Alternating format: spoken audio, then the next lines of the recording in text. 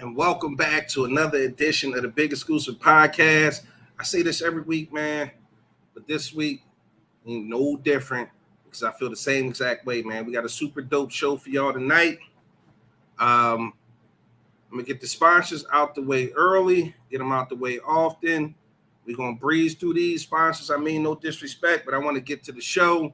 We got some guests tonight, and I couldn't be more excited to bring them in studio. Well, I wish we was in studio, but they joining us via the technology tonight. But let's get to it. Special shout out to the Little Exclusive Bakery, home of the best chocolate chip toffee, and oatmeal raisin cookies on the planet. Yeah, I said it. The borrow roll slogan. Yeah, I said it. My 8-year-old daughter has this company, and she's doing her thing, nationally televised. And if you had them, you would understand why. And if you haven't, you can head over to our next sponsor, iCraftMart.com, and pick you up a half dozen or a dozen. That's the only way they're sold. While you're there, get the 99-cent health and wellness books. If you want to try a new diet, new exercise, it's home of the 99-cent bookstore on iCraftMart.com. Also, reach out for all your health and skincare needs. You can also pick up some cosmetics from my oldest daughter, Kayla, Maywire Cosmetics. That's Maywire by Kayla. Maywire meaning luxury in Sudanese. You can also find her products at iCraftMart.com. Let's support the children. Okay. Another sponsor, Mastermind Credit Game.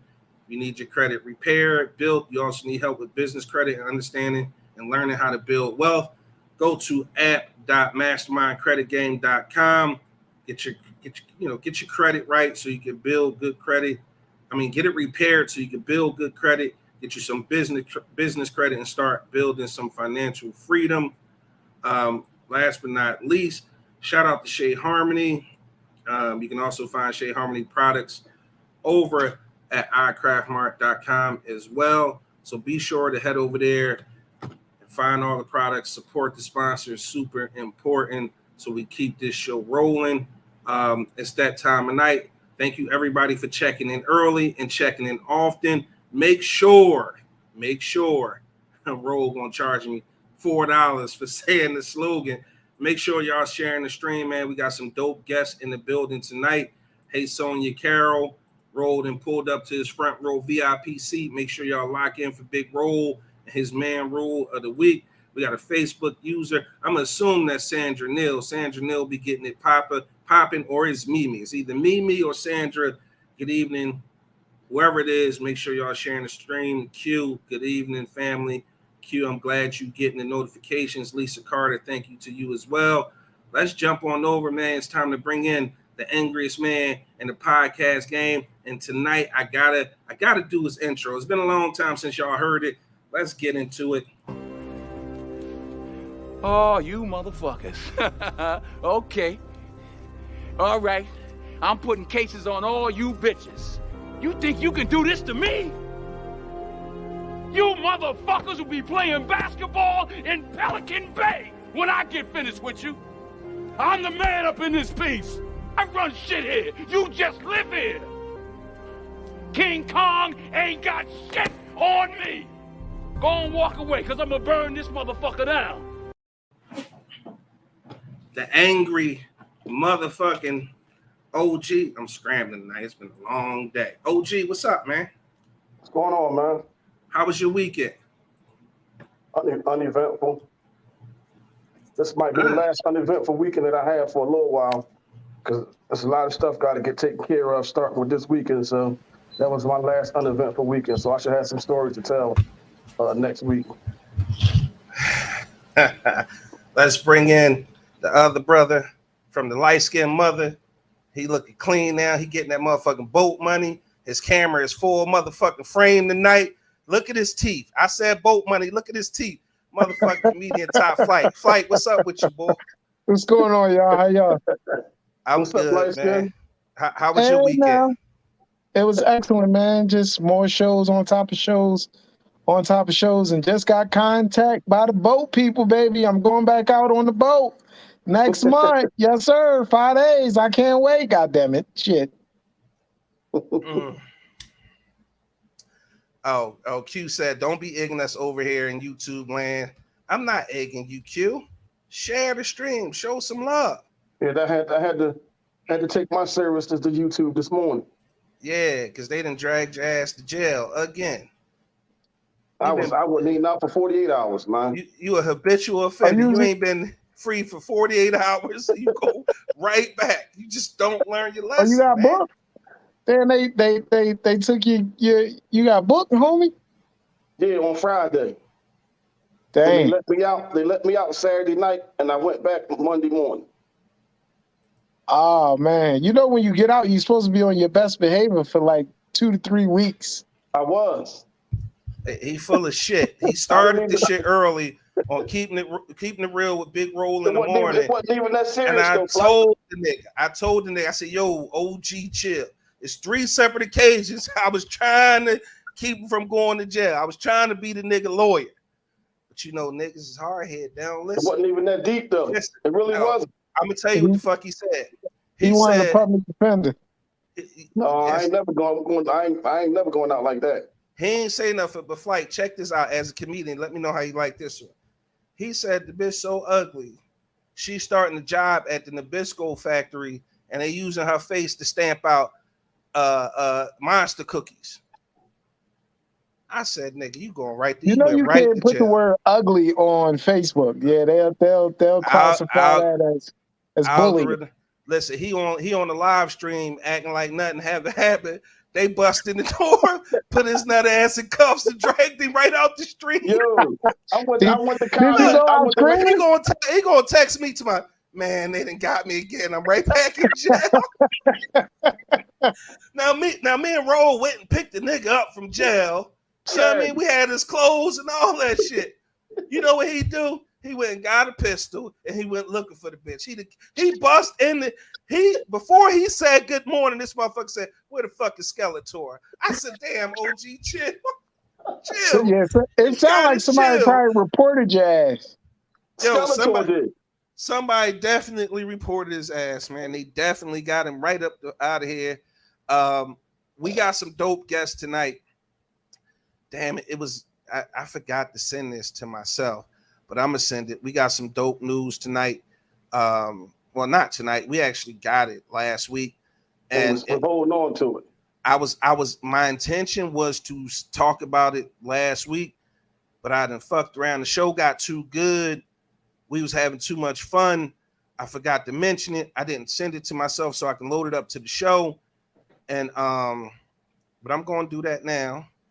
Because I promised the people we had some dope, like a super dope announcement, and I want, you know, because on a Big Exclusive podcast we don't have no fans, okay? We don't have no fans. We got family, and right now family fronting. Ain't nobody shared the stream yet. Like y'all out of pocket tonight. We got I'm talking about legendary guests on the show tonight, and nobody sharing the stream. What OG? What the legend say? What Kev say? Man, you gonna shut this shit down, man? Yeah, we could definitely shut this shit down if that don't go up. Sandra Neal must not be in the building. Right, Sandra Neal must not be in the building at all. Because Sandra threw her 1-2 thug thizzle, and it'd already be 20 streams by now. Messing with Sandra Neal. So y'all gotta do better, man. Y'all gotta do better because we definitely ready to shut this shit down. We ain't getting no algorithm love either. Like, damn, that's crazy. Yeah, what's up with that? Bro, you think I don't know, man. Possibly. I don't know. I was about to say, everybody outside. That's the new everybody thing outside. now. They ain't tagged I'm going their outside. friends. Mm-hmm. All right, my sister, she shared. Tiff shared. Lisa. Shout out to Ant. I knew Ant. I knew he was going to roll. Q, like y'all funny saying their whole name. Q liked and share. All right, start tagging your friends outside in the middle of the street. But before we bring in, she trying to get hit. Yeah, she definitely trying to get. She definitely trying to get hit. She definitely trying to get hit. I ain't got no brakes. and I ain't got no insurance. So So what you saying, bro? You trying to hit her? No, I'm just saying. She better be careful. It's dangerous in the street. All right. Let's make the announcement so we can bring in our dope ass guests, man. I tell y'all all the time, the Big Exclusive podcast, only because of y'all. She said, damn. We always trying to handle business, man. It's getting bigger and better. And every time I turn around, we on the greater things. And the one thing while I was down in Tampa a couple weeks ago, I told you I was down there handling business. Y'all thought I was down there because I had the pool with the jacuzzi and all that other stuff that I was just shit. Yeah, and no, fuck. You see, you always taking it too far. You always taking it too far. So while I was down there, I made a deal that the Big Exclusive podcast will be the only podcast and media outlet for Above the Brim Cigar Weekend in Tampa, Florida, Ybor City. We're Y'all going on the road, baby. The Big Exclusive podcast is going on the road. We taking our talents to Tampa and Ybor City, one of the biggest cigar communities in the United States. Y'all see the BE podcast logo right there. Shout out to Mikey O and Playmakers. Awesome ice cigars in the city. Mikey O cheesesteaks that smoke above the brim. Custom hats, premium cigars. I mean, it's all type of day parties, night parties, cigar rolling events. They had a bunch of talent coming down there. Comedian Buck Wild gonna be down there. We got the exclusive interview and access to Big Daddy Kane. Yo, it's gonna be an epic weekend. I hope some of y'all can come down and join us, but we'll start promoting that. What we should do, we should figure out if we can put together a package and take some of our family down there with us. Yeah, flight, gas up the pacer, man. We out. Flight, gas up the pacer. We out, man. Flight, gas up the pacer. We out. I'm about to say, not the way gas is. It's going down, though. It's been going down. It's been going down. It's not going down as fast as it went up, though. I'm about to say, how about that? Because they're only dropping 2 cents a month. I got something for $5.19 today, and it was $5.79. Hey, we got what you put? Platinum or premium? See, you get that expensive shit. Yeah, that's you driving that nice ass car. I ain't gonna say what kind of car it is, but it's nice. That nigga got the spaceship. Mm-hmm. Man, that motherfucker spaceship. I caught a flat on the highway last week. Hey, make sure y'all giving us that algorithm love so Facebook show it to more people.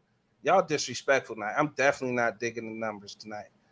I'm definitely not digging tonight. Like, wait, let me refresh before I start chastising. They rested on their laurels, man. They rest on their laurels, man. We doing all this big shit out here. We got 10 shares, and they act like they ain't family no more, man. I don't like that. I don't like that. I don't like that, man. I don't see no algorithm love. I'm live on Facebook. It's cool. She said in Jersey it's $4.44. Man. He said OG Mobile is dope. Your reload is slow. No, I just got to hit the refresh button. That's all. It's not slow. With that being said, man, without further ado, any of y'all recognize? Let me ask y'all a question right quick. I need y'all to beat up that. I need y'all to jump right in the comments. Anybody recognize this? That's too big. They ain't gonna be able to see that. Anybody recognize that? Anybody know what that is? Is that Moschino? Say that again. Is that Moschino logo? First of all, you a host on the show, and nigga, you know who here, and you say that. Oh, you in timeout. You in timeout, bro. You in timeout, bro. You in timeout. And just gonna disrespect these legendary designers. You know he be sleepy, man. You know he be sleepy. You on timeout, bro. With that being said, man, we are fortunate enough on the Big Exclusive podcast for these gentlemen to come on our show. They are the founding members of one of the most legendary global brands to ever come out of Philadelphia. Okay? Without further ado, the co-founders of Miskeen. Fellas, what's happening tonight? All is well, man. Thanks for having us. Hey, man, I super appreciate y'all coming on. I'm going to get y'all to introduce yourself, tell our family who you guys are. I already told them y'all own one of the most recognizable, one of the most famous global brands to ever come, not local, not national, but global brands to come out of Philadelphia. And I got some questions because the way y'all did it is definitely legendary, okay? But introduce yourselves and let our family know a little bit about you. Okay. I'm Kenya Abdulhadi, one of the founding members. And I'm Ibn Anderson, one of the co-founders of Miskeen Originals. All right, y'all acting shy tonight, man. I don't know what it is. That one shot coming in the barbershop selling the motherfucking shirts. Facts. Before we just warming up, y'all already been on there talking. Yeah, y'all got about a good 15, 20 minutes in. hey, but did we bring you in right though, man? Because I take pride in bringing people in right, man. Did we bring y'all in right? Absolutely. I think what you said was accurate and what you said was 100% on point.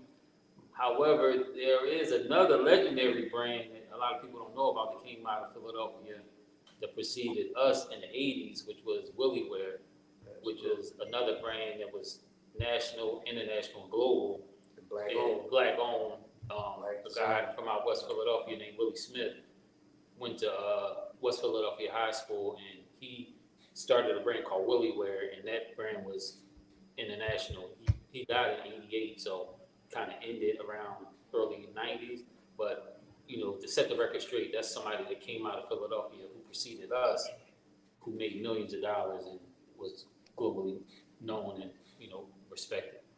Yeah, we ain't giving up history, and that's why it's the big exclusive podcast, man. You're gonna get some history. You're gonna get the exclusive Willie Wear. I didn't know that. Yeah, we gotta give up. I didn't know that. You gotta give props when props is due, right? Facts. Before we go on, before we move on, y'all go ahead, man. Chastise that man right there, man. He out of pocket. Go ahead, man. That's that light skin shit, man. That's that light skin shit. Let him have it. Listen, I knew the Let name, him have it. I just said that, like, I knew the name. I used to wear their clothes all the time, man. I did. I mispronounced. You ain't had boat money back then, bro. You ain't had a boat money back then, man. All right. Well, never mind. Let me shut up. They shirts was high as boat smoke. I know. That's why I said, but 52nd Street had everything. That's when you know you made it, when you're shit on 52nd Street. That's all I'm saying. You are somebody when 52nd Street take notice. That's all I'm saying. I'm shut up. I'm sorry. Q said Miskeen was the ish. I used to love my hot pink hoodie I got from South Street. Shout out to Q. Now, fellas. What's up, bro? Where have you guys been? Making moves. You know what I'm saying? Like, just like anything else, it's like, okay, Miskeen, we had this whole story behind, what happened after, after we left from that. But we've had other brands, we've had stores. I mean, we kept doing what we do. You know what I'm saying? So even till this day, like up until now, we still got other things that we, are doing in the midst of relaunching the scheme.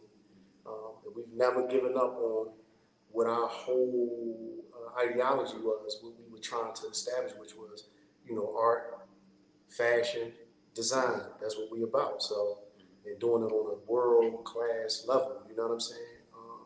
So, it's been a lot. I think, this podcast, we'll get to talk about some of those things that we've been doing a little more in detail. But that's the short end, that's the short of it right there. All right. I remember you guys, after y'all spent with Miskeen or whatever, y'all went into something It was called Mizan or something, right? Yeah, Miskeen I Originals. remember y'all got into that or whatever, but I don't remember it taking off like Miskeen did. Right. The issue with the Mizan was actually the next level of what we anticipated making Miskeen. It's just Mm-hmm. that with Mizan, we were basically battling with our baby, which was Miskeen. So we couldn't get the traction, we couldn't get the store representation because everyone was already infatuated with the original thing that we created. Now we created something that was a little bit more innovative, and it just didn't take on the same life as Miskeen did but it had different colors, it had a different palette, it had different style, and everything was different. People loved it. It just was battling something that we created, which was a monster. Yeah, the quality was the same. It wasn't like the quality Yeah, fell off or whatever. the quality was actually better. Yeah, So I don't want to cut you off, but that was one of the things that we did, like you said, was that Mizan was totally different in the way that it looked, right?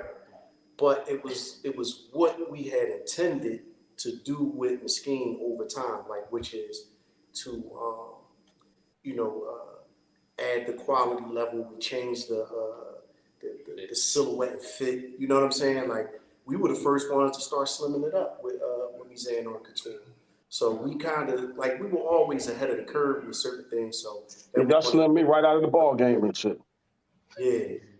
So the quality though with Mizan on He said, Couture. yeah, like, yeah, motherfucker. Motherfucker say, let me rewind for a second, right? Like, cause one of the questions I got a funny Miskeen story too, but one of the questions I always wanted to ask, production wise, because the one thing Miskeen was known for was art and clothing and bringing the two together. Every shirt that y'all sold was a one-off, hand painted. Yeah, How in the fuck were y'all able to produce thousands? And like in the intro, Miskeen wasn't just a Philly thing. It wasn't just in the United States. It was global. How on earth were you guys able to produce that many shirts? Because I just think about it like the Big Exclusive Podcast, we got shirts. And OG handles all our apparels with his company, Epic Graphics and Crafts. And that was a shameless plug, my bad. But I'll be looking at like, yo, we gotta have 9 smalls, 10 mediums, 30 double X, like, and we heat transfer and silk screen type shit. Y'all hand painting thousands of yeah. shirts. That shit is And tedious. Like I need to know how. And did y'all ever sleep? Yeah. All right. So the short end of the story is we've known each other since we were teenagers, and we've been doing this process since we were like, 17, 18, 19. So Miskeen didn't come out until I was like 33. It might have been like 30.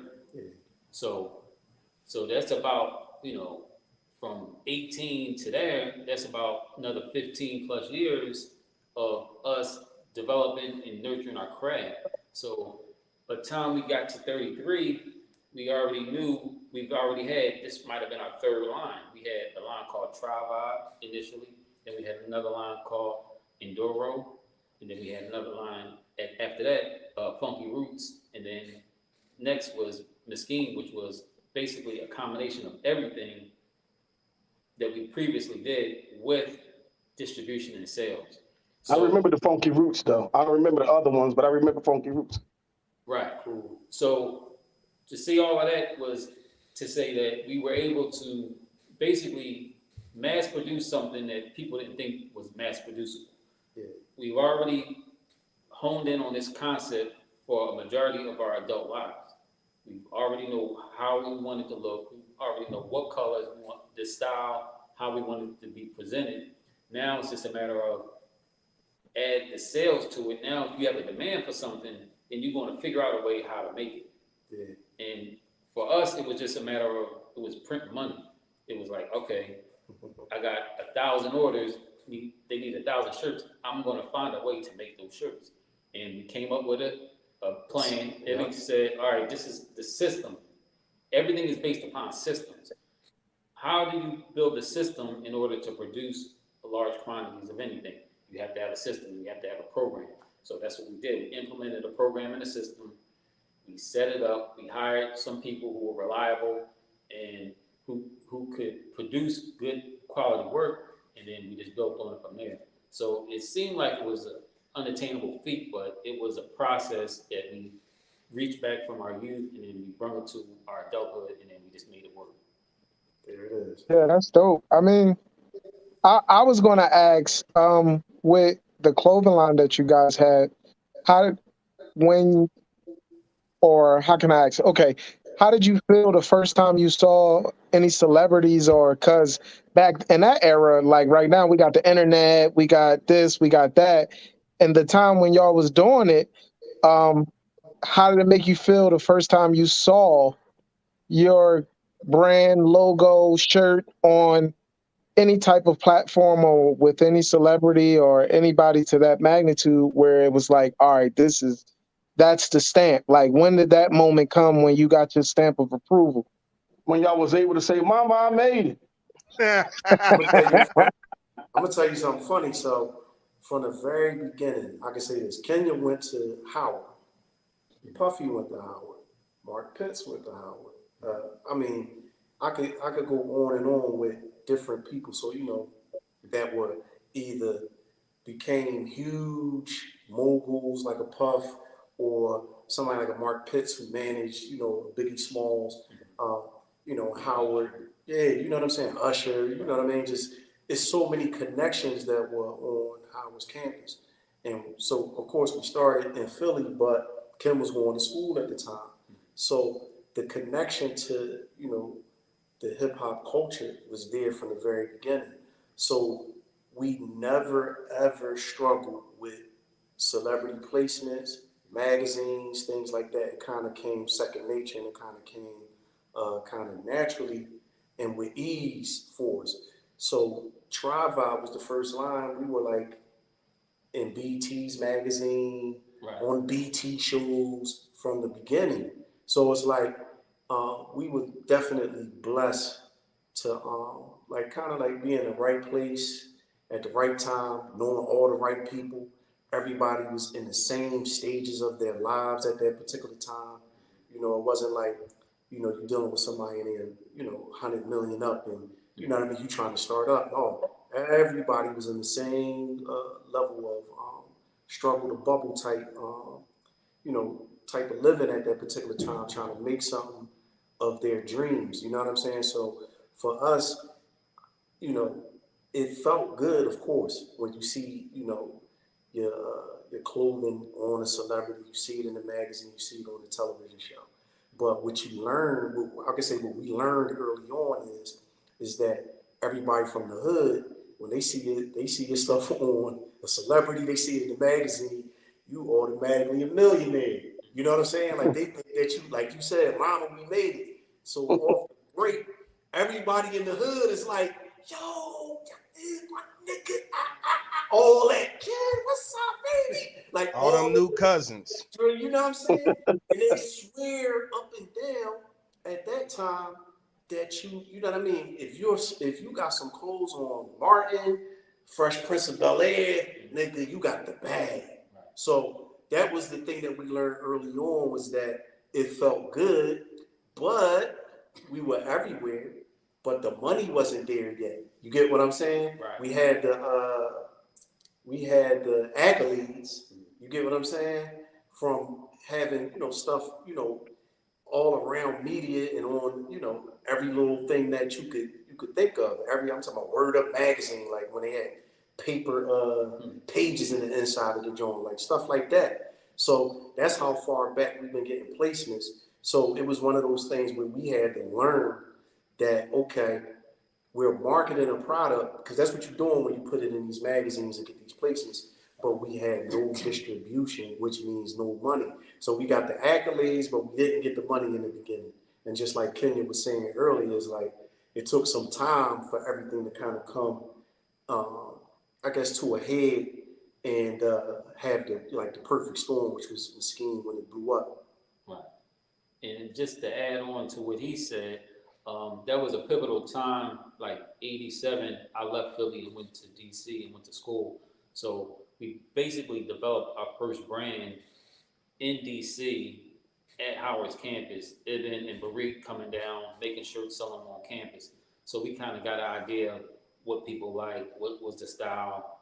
It was like, hip hop, and it was like Afrocentric kind of looks. So we were able to develop it at that point. But like you said, we didn't have distribution or sales. We were just basically selling it to your friends, selling it to, getting it on particular shows like Martin and Living Single and Living Color. Those placements were good, but no one could buy it outside of not knowing us personally. So from there, we did wind up getting an account with Nordstrom. This was probably like 91. Yeah. Which was one of my classmates worked at Nordstrom. Then he put us on like, yo, check, I want you to bring the tribe out to the store and show it to the buyer. So that was a good look. And we sold in there for a couple of years.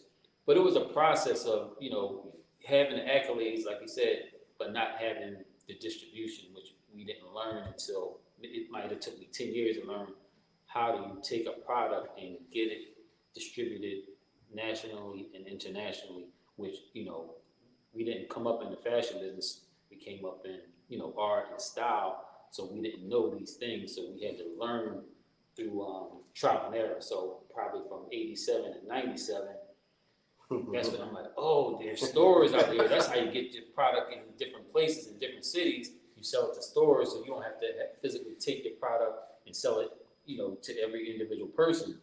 Send it, ship it to a store, they'll sell it for you, and then you wind up getting your distribution that way. So, initially it was a process. We got a lot of notoriety, less money. Over time, we learned the process, and then we were able to transfer from just having good product, but also having good product and good sales and distribution, which is the key. Yeah. So let me ask you this, right? Art and clothing. Was there anything similar to Miskeen that bridged those two and merged them together so beautifully? And what prevented y'all from going the less harder route and not just doing one off, but then offering prints of maybe just the logo? Like, what prevented you from? Because for me, I would think that, and again, it's probably why I don't have a clothing brand, but I would think, hey, just get mass produce Miskeens with just the logo and put those out there for the regular consumer. Because I'm thinking Nordstrom and then Nordstrom Rack. For the people who can't afford the one-offs, why not have the prints for those people? All right. So, all right, first and foremost, at that time, it wasn't on Nordstrom Rack. It was just Nordstrom. It was either you was, how did you not? You could afford it. If you couldn't afford it, they wasn't looking for you. But the thing about it is that it was like we did what we knew how to do. So myself being an artist, Barik being an artist, you understand what I'm saying? It was like, all right, let me give y'all a little background story. So Kim was my man since like young teenagers, right? I didn't know Barik at the time. And I used to be running around in the streets, and I left the streets alone. I'm running to Kim, I'm on the sub, and I'm talking to him about what I'm about to do. And what I'm about to do is I'm going to paint on some t-shirts. I had this epiphany.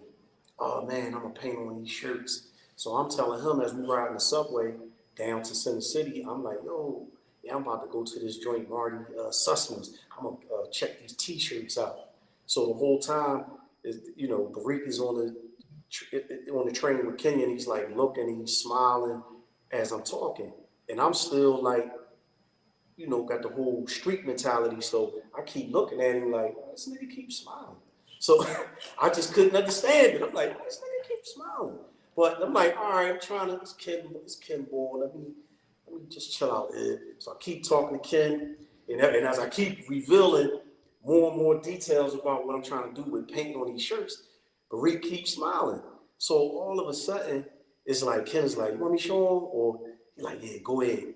So he has a garment bag and it's hanging on the, on the pole or whatever. He unzips it and these jokes start pulling out tees that's already hand painted. So I'm talking to them. This is why Barik smiling. Because I'm talking about what I'm about to do, and these guys are already doing it. So they whipping out the tees, boom, boom, boom. So really what was happening at that moment was they were already working together and making money off of what I was sitting there thinking that I was original with this concept and this idea. They like, no, look, we already doing it. So they showing me the tees and my jaw drop. I'm like, this is crazy. So from that particular point, when you really look at it, Barik was an artist, like the type of artist that Danny came out with the paintbrush and pencil in his hand type artist, right? And painting and drawing since he was, 2-3 years old. I was doing the same thing, like drawing, and my mom still got all my old stuff, like that type of vibe of doing it when I was younger. But I was the one that went really to the left. Barik, he was just always on it. I was trying to reconnect with the artist in me. But the thing that I'm saying is that Barik's an artist. We were into fashion. You know what I'm saying? Me and Ken, that's how we used to, kick it. We used to admire each other's looks. Like, damn, what you got on? Like, you know what I mean? He'd come through with something on, I come through with something on. And then I'm younger than him, so, that's impressionable too. But the reality of it is that Barik was an artist. It was a way to do something that was never, ever done. All right, I'm going to put this paintbrush to this t-shirt. And then at the end of the day, that hustler that's inside of everybody that's the part. I need to, be positive, productive, and make some money. And, that's the short of it at that particular time. The aspirational part ain't really there. You're just trying to make a couple of dollars for the moment. So it was really just taking, like even my idea was just, let me take what I know how to do. Because my family and all of them, they like, no, I don't care if you work at McDonald's. I'm like, I'm not working at McDonald's. You're crazy. So I came up with that idea after thinking hard and long how I'm going to avoid some menial task, BS job in my mind. Okay, I'm going to take what I know how to do. And that's the same thing that was happening. But Rick was taking what he know how to do and saying, all right, let me put on a t-shirt. Now you merging these two worlds of art and fashion. And once we did it, this is how we end up in Nordstrom's. You know what I'm saying? That's why you didn't get a logo t-shirt. You know what I mean? Because anybody and everybody could. And at that time, not anybody and everybody could do it. Let me clear that, man. The fashion industry was a 100% mystery to our people, except for when we talk about a dude like a Willie Wig. But to us, young, like he's saying, teenagers, nobody knew how to produce anything. So, okay, we don't know how to do that part, but we know how to draw, we know how to paint. And this is where, you get what I'm saying? To answer the question, that's where that process comes from. And then once the actual people accepted it, and not only accepted it, but they loved it, they embraced it, and you could sell that stuff all year round. It wasn't like, oh, you only sold t-shirts for the summer. No. Once the fall came, they said, oh, where the hoodies at? Where the sweatshirts at? They wanted, they kept us in business. So at the end of the day, that's what it really was. It was just us taking something that we already knew how to do, marrying it with a fashion item, a t-shirt, a hoodie, a jean shirt, a jean jacket, whatever the case was. And it became what it became over time. And at the end of the day, for real, if we really keeping it a beam, it's those customers, the ones that before things blew up, that really kept you going because they wouldn't let you quit. Because they will always be asking, for what's the next thing, season after season. So that's what kept us from ever just doing the logo. It made us stand out. You know what I'm saying? We were different. And I don't care what we did, it stood out wherever we went. and it still does to this day. One other thing too, in regards to that, when we came out with Miskeen in 2002, you got to think about we had Sean John, $350 million company, Fubu, $350 million company. You had LRG, you got Rockaware, you got all of these mega brands that are doing 350 with their eyes closed. Like, it's just happening for them. So at that time, we were actually designing for other brands. We were designing for this brand, this brand. We weren't designing our own brand at that time.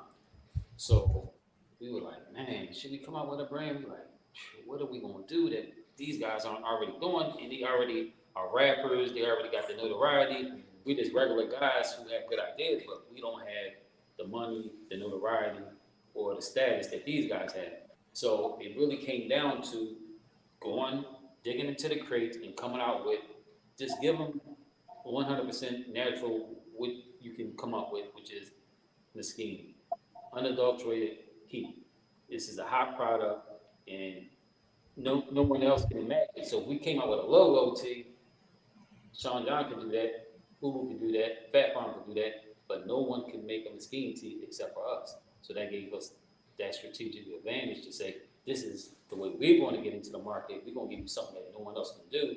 And we were able to get into those stores, even though those brands were mega brands, they had to accept us because we provided something different and innovative.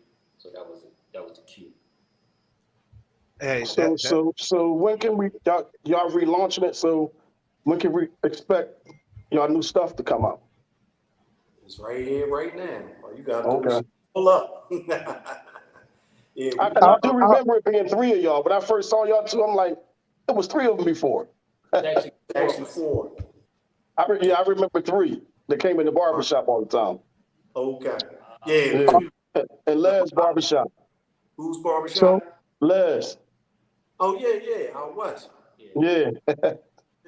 with y'all relaunching the brand, are y'all gonna keep the original logo, or y'all have new creations, or like what's the new idea for the new brand? Are you just gonna stick with the original, or are we gonna try something new, or that's it? That's That's the new one, right? And that's the old. Gotcha. Okay. Yeah. Basically, just like anything else, like I guess if let's say a brand that we all know, say McDonald's, if they went out and came back out, and they ain't had a golden arches, it wouldn't hit the way it hit, right? Yeah. facts. Yeah, you get what I'm saying? So, you actually, when you build a brand, that's what you're building. You're building that with that logo. That logo is supposed to stand for trust. You know what I'm saying? A trusted icon of, I know the quality, I know what to expect when I buy this brand, I know the overall feeling. I know so many different points of connection because of that particular logo. You know what I'm saying? I know what it comes with. And that's the difference between a brand, a brand name item and a knockoff item. You don't have the connection with the knockoff item. You know what I'm saying? Yeah, sure, it could be the same damn thing. But I have a history where I'm connected to that. So for us, it's definitely about bringing the original things. There are a whole bunch of youth, different, a couple different generations. They've never had an opportunity to experience the brand. Even for people that have, supported and been with us, for years, that's the way that they know, okay, that's that original logo. Oh, that's them. So not to jump ahead, it's jumping back, but to kind of jump ahead, the partners that we had, when we left them, they tried to revamp the logo. You get what I'm saying? So we're purposely, you know what I'm saying, would never go towards. I mean, the revamp was trash, anyway. It made no sense because it didn't come from it wasn't their concept. It came from my brain. It was done for a particular reason. So they tried to just innovate and do something different with all of the icons and the logos we left it with, but it was just for the sake of, I need to tinker with it, I need to play with it and mess with it, not because it needs to be tinkered with and messed with, but just for the sake of, it's mine's now. You know what I mean? Their own. Try to make it their own. And fucked it up. Yeah, let me fuck it up. So we taking it back to the pure, you know what I mean, unadulterated, 100% raw fish scale. You know what I'm saying? So that's So what. you guys have, I mean, a bunch of celebrities like in your brand. My question to each of you is, who was that one celebrity that you was like, damn, like, wow, like, and it wasn't a placement, you didn't reach out to them, but they just popped up on the scene wearing the brand. Like, what celebrity was that for each of y'all? Like, it's so many. Y'all like, damn, that's Yeah, Jada Kiss right there. That's hard. yeah. Not 100% sure. Big Meech, LeBron, Yeah. Fat Joe, Fad, All right. The a funny young thing, Nipsey Hussle. yeah. This was the one for me. That You Yeezus documentary Kanye got out. Oh yeah. If y'all look dead center, right, left Yeah. under that light that's flashing, you can Mhm. clearly see the Miskeen logo right there on the back of it. And that's the first. That's the first like Yeah. back print. Yeah, that's the original back print. Like Yeah. that is wow. Like, so who was that one celebrity for each of you that you thought to yourself, like, you was just blown away, like you never thought that, you know what I mean, it would get that big. I don't think it was for me. I didn't think it would get that big, but I would say that probably two celebrities that I had good relationships with, who are good friends of mine, who actually wore it, who I think helped take it to the next level. One was Puff when he wore that shirt when he wore it on BT. I mean, before BT, the Post, the New Oh, York right, Post. That's a New York crazy Post. story with that too. Right. But the New York Post, when he was going through the case with he was with J Lo, and then the shooting with Shine. Right. Yeah. So he had on a shirt that we actually did, a custom shirt.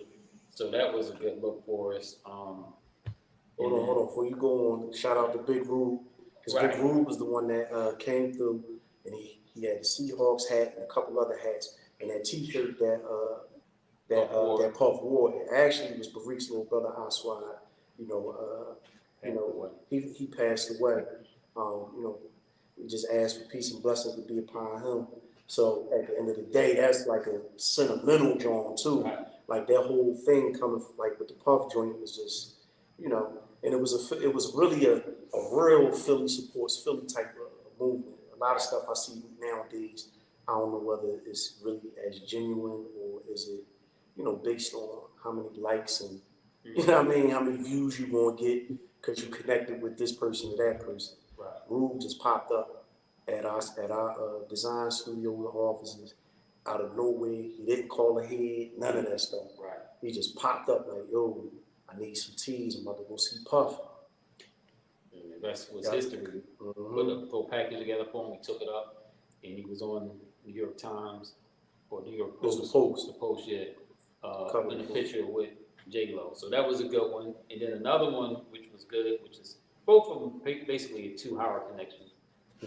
One was Puff, another one was AJ, which was a roommate of ours in school. He wore the shirt on 106 and Park, and that was very helpful and influential. But like I said, it wasn't like a celebrity moment because AJ was like my young boy, and he was my friend, and he was my roommate. So, you know, I was never starstruck because we just, you know, we basically came up together, friends and family. But when he wore it, it helped the brand as well. So those are my two.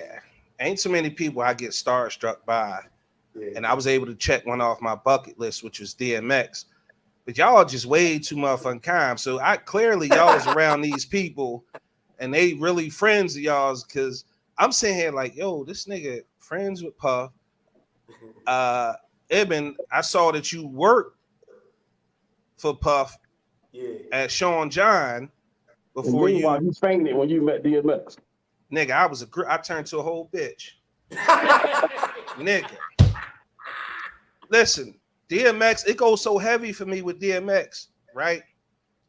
My very first car that I bought is Dark and Hell is Hot came out. 88 Cutlass Supreme, charcoal gray with a black, dusty, torn up rag half top. I was so amped off that album, I crashed the shit out of that car. And look, I jumped out the bitch and just left it there. Got on the 10 trolley and You went got your home. tape out though, didn't you? The tape. Listen, I let my tape rock till my tape pop. Is you crazy? DMX. Look, every other album I bought prior to that, I'm gonna keep it funky, was a bootleg joint. It was a bootleg joint, not that one. That DMX joint was official, okay? But so for me, like the DMX, so I wasn't really groupied out at that point because I was there to do a job. Like I had got the call from Coogee Rap. He was like, yo, DMX gonna give me some flowers at his concert at the TLA. Can you come down and film for me? So I was like, all right, cool, I could do that. But I thought I was just gonna shoot and get out of there. But he was like, no, I'll hang out. Like I actually had Henny with DMX. I was fucked up about that for a long time. But anyway, all for that, right? Clearly you guys knew the celebrities and you know what I mean, they were friends of yours. So that has that support come full circle now that you guys are gearing up for, because right now what you explained to me was this is a soft launch. And family, if y'all listening, y'all better be sharing the stream. And if y'all got any questions, now is the time to start putting the questions in the chat right now. Ask whatever question you want. I'll promise unless it's invasive or ignorant, I ain't asking them nothing ignorant, okay? But and we don't have ignorant families, so I ain't really worried about it. Some people sneak in here, but for the most part, ask those questions. I'll make sure I get them up for you guys. But is that support coming full circle now that you guys are going through a soft launch phase? And once you do a full-blown launch, are those friends coming back around to support the brand once again? I believe so. We went to the Roots picnic, and I could say nothing but 100% pure love from every celebrity that we seen, gifted, even the guys, all the cats that we know behind the scenes. Everybody was excited. I really wish I had a cameraman with me, like just with the joint rolling, because it was a lot of what we call Miskeen stories that was coming from a lot of celebrities and, supporters throughout the years, and some movers and some shakers. So it was, it was a full embrace. I had not one negative story. Rick was there. He actually was participating with Bubonic from Philly's Most Wanted. So Albasir Holly does some dope ass incredible artist now, bro. Yeah. Major artist now on the West Coast. He doing this thing, man. That's my young buck right there, and he told me a hell of a story about what that influence was. Like the music was doing one thing, but the art was what he always did, and him looking at what we were doing at that particular time let him know, like the light bulb, like man, nigga, you could really do this art shit. You know what I'm saying? So once the music thing was kind of where it was at for him, he segued right into it. And, he never stopped. Most people don't know, it's like he never stopped being an artist. Like you look at Oskino, another dope ass, rapper, but people be like surprised when these rappers paint. Kanye paint. Yeah, I saw a lot of his work, and it fucked me up because I didn't know that he could paint like that. Who you talking about? Moschino, yeah. Yeah. Moschino, yeah. And I saw a lot of his shit. I'm like, damn, I knew he could cut hair, but I never knew he could paint. You know what? Let me tell you what's funny. Most people that can, if you do art, you can cut hair. If you cut hair, you know what I'm saying? You can do art. And that's just how it goes. If you really think about it, remember back in the 80s, niggas was getting all the shit drawn in their hair with clippers. Yeah. So, that's the twist. It's like they kind of go hand in hand, you know what I'm saying, as far as that goes. So, that's pretty much it. I think that, we want to be embraced again. I think with the advent of social media, that shit gonna be crazy. Oh yeah, no doubt. Yeah, you gotta think because there was no social media back then. So that shit exists now, and people live on social media. So right.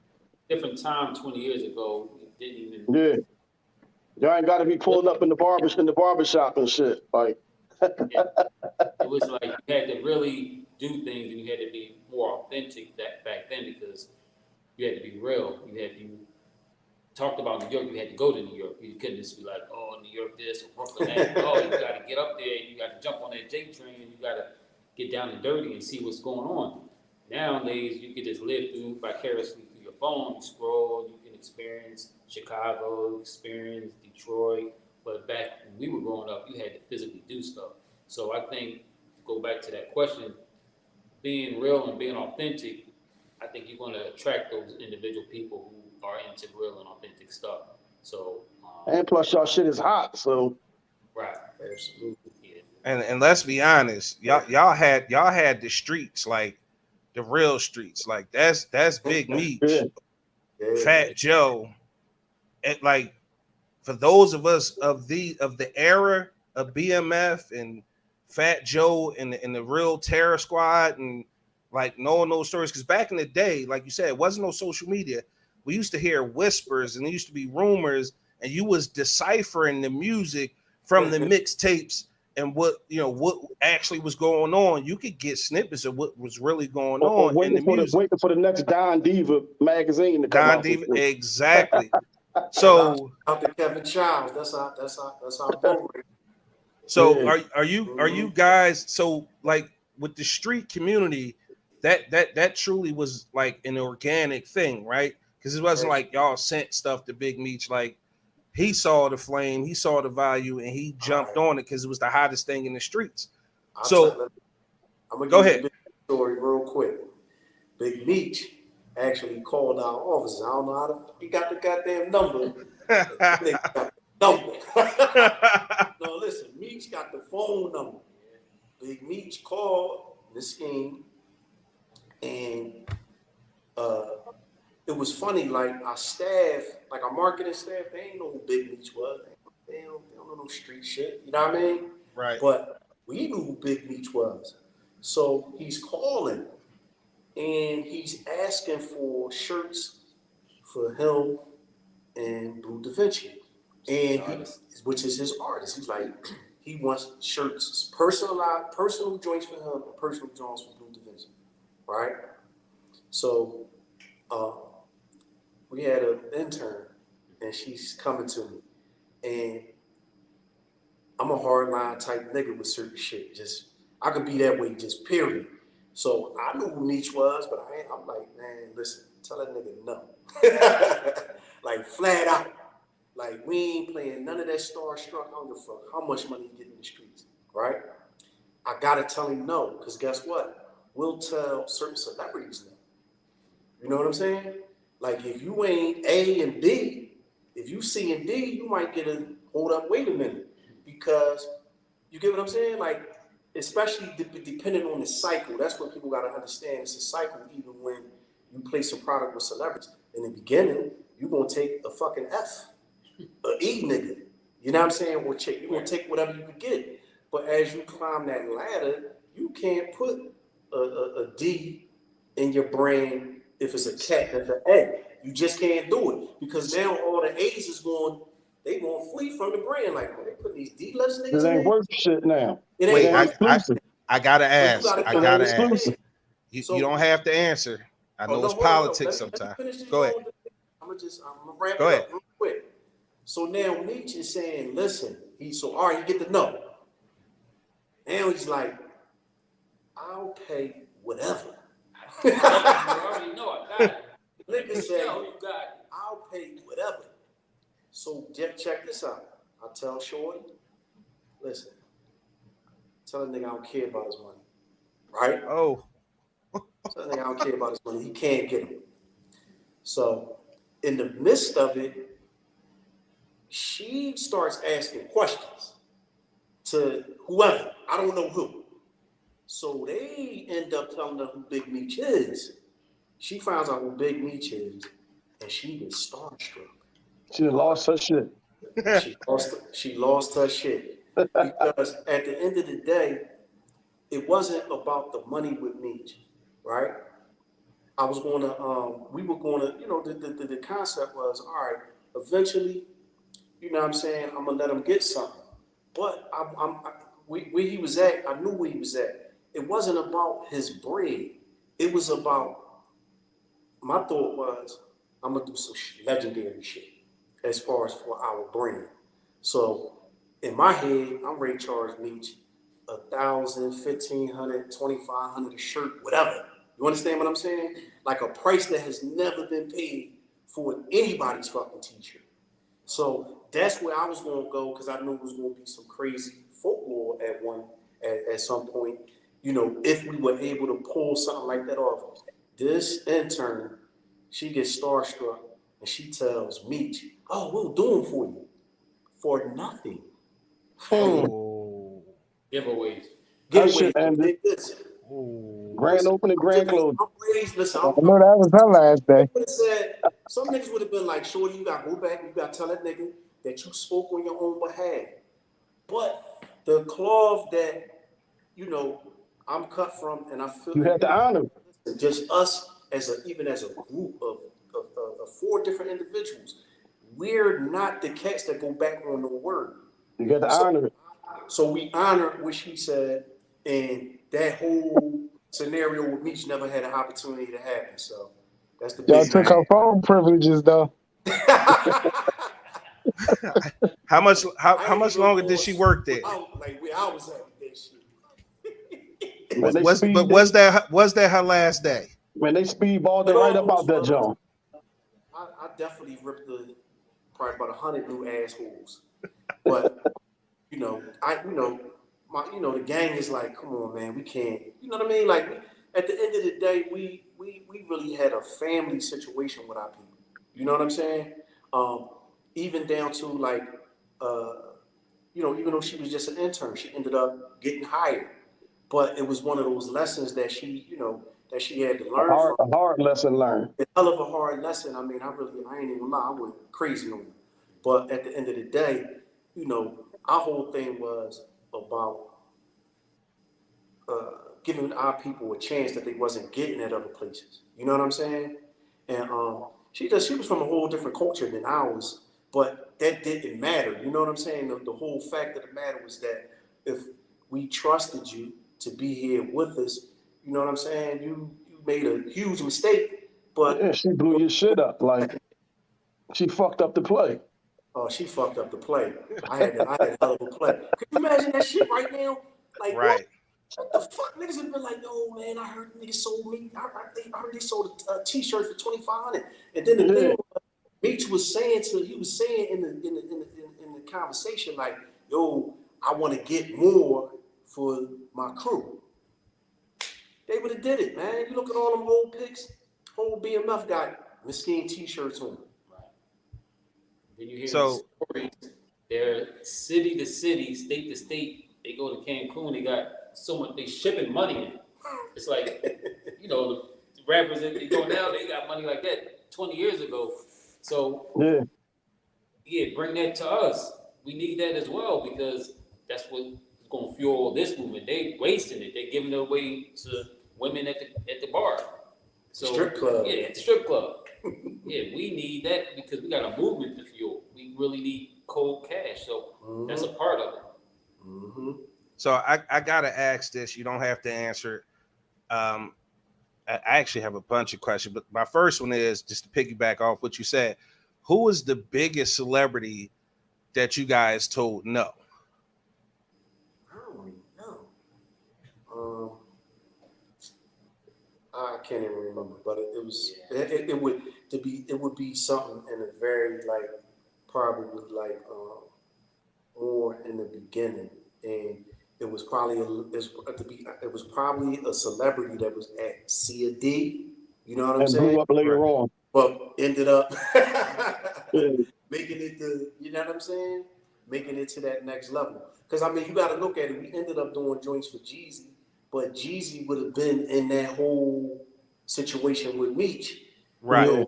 On Blue Da Vinci first, but we ended up, connecting with Jeezy outside of, the Big Meech BMF Big Meech situation. But we would have had Jeezy early on. You know what I'm saying? So, speaking of art meets clothing, have you guys? And I know all your stuff was one off, But have you guys ever collaborated on something that was more or less a collector's item that was like, all right, we gonna collectively work on this, or we gonna do a collaboration with this brand or another brand, and you're only making the one, or you making 20, and they're all different designs, and they all still one-offs. Have you guys done anything like that? Yeah, we did Von Dutch like that. And we had a whole thing. We had a whole collaboration with Von Dutch in the LA store. Yeah, we did Pony. Right. And the Nike, but the Nike was a production. Yeah, we did the Air Force. We had a Miskeen Air Force One. That's what he talking about when he said Nike. Like we had an actual. Oh, we got a Miskeen Air Force One. So that sneaker came out.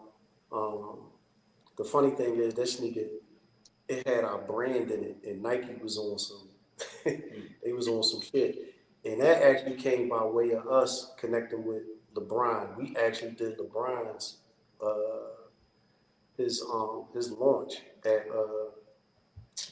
Sneaker Villa. No, we did the Sneaker Villa. We did his launch at Sneaker Villa right here on Broad Street at Broad Thompson. So we did that, and we did a lot of like one-off stuff, and that led to that Air Force One. But they ended up shipping that Air Force One to Europe because it had our branding in it, and they didn't want to share part of this that they sell with another brand at the time. They do it now, but we were first. You know what I'm saying? They never did that. So like if you seen the Rockaware Air Force One, they was just giveaways. So they would make the Rockaware, they put the Rockaware logo on it, and they'd just give them to them, but they wasn't for sale. But our sneaker was for sale, so they shipped it to Europe. So and that was a big deal. And them Jones definitely collector's items now. Yeah, I was going to ask, have y'all guys ever had like a Suge Knight Tupac moment where y'all saw y'all stuff with somebody that wasn't supposed to have it, and y'all pulled up on them and was like, "Hey man, give me that shit." I mean, that was a part of the game. Listen, y'all kind of like drug dealers. Like y'all got that. I mean, listening to you was telling people no and cussing interns out, and you got that thug mentality. You got that Philly street in you. I know it's in you. What he's saying is, did y'all ever have to pull up on the Akis on 52nd Street and shit? No, we never had to. No, listen, the Brews.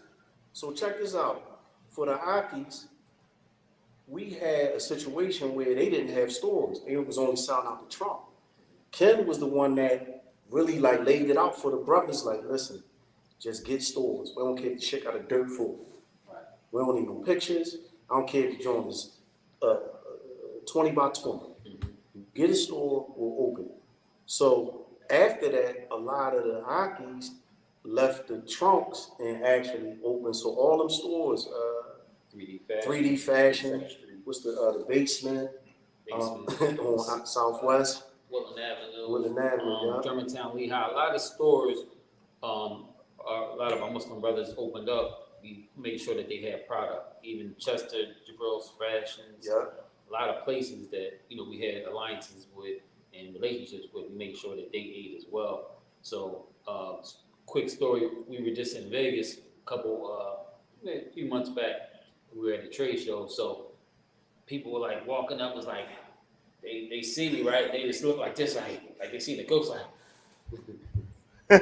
like what? He like, yo, I remember you. He's like, I don't remember you, but I remember you. I'm like, what do you remember about me? He's like, you told me, I said, listen, I can't give it to you. I got too many accounts in your city. He said, so what should I do? I said, just pray to God, maybe you'll get it.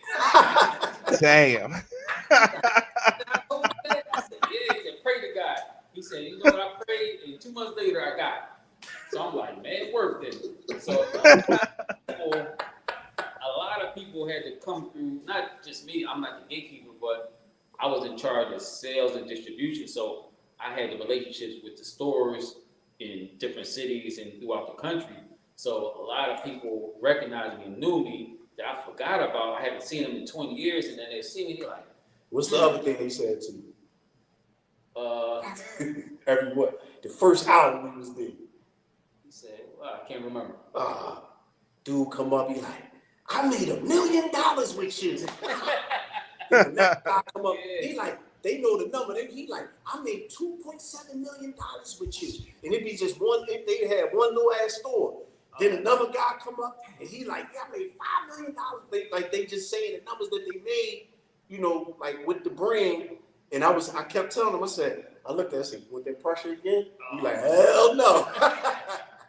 So that's Hey, did you ever do business with Yoni at City Blue? No, we never. Yoni is listen. Yoni, my man. Yoni and Yossi, they good friends. Like, yeah. Folks with us. You know what I'm saying? Like on some real. Like I used to work at City Blue for like a month. And then Yoni, we went from City Blue to was working in. He had a store in the mall and shit. Oh yeah. Yeah. And we was on some European shit when he went out there though. Got you. Yeah. But those guys, we never.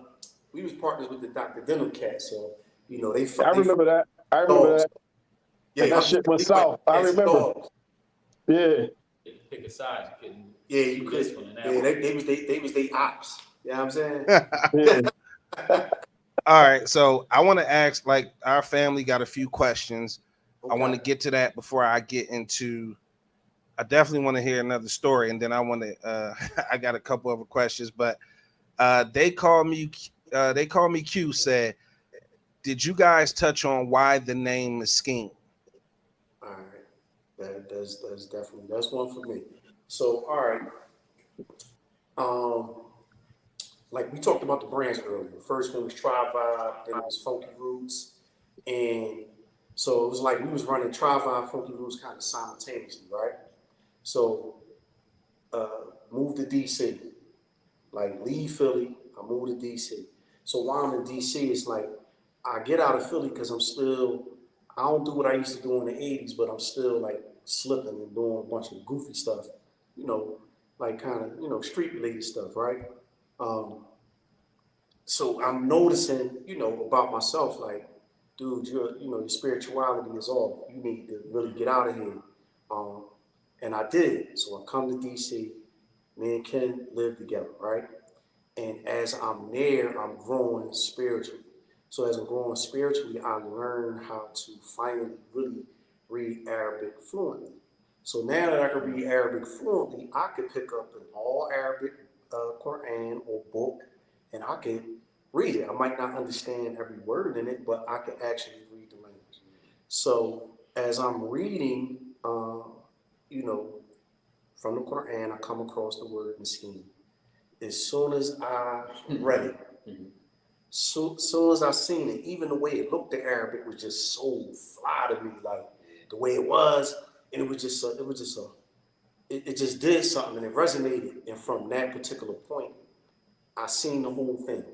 I said, it was crazy. Like it wasn't even like a over time. It was like all of it came to me at once, which was, this is the name.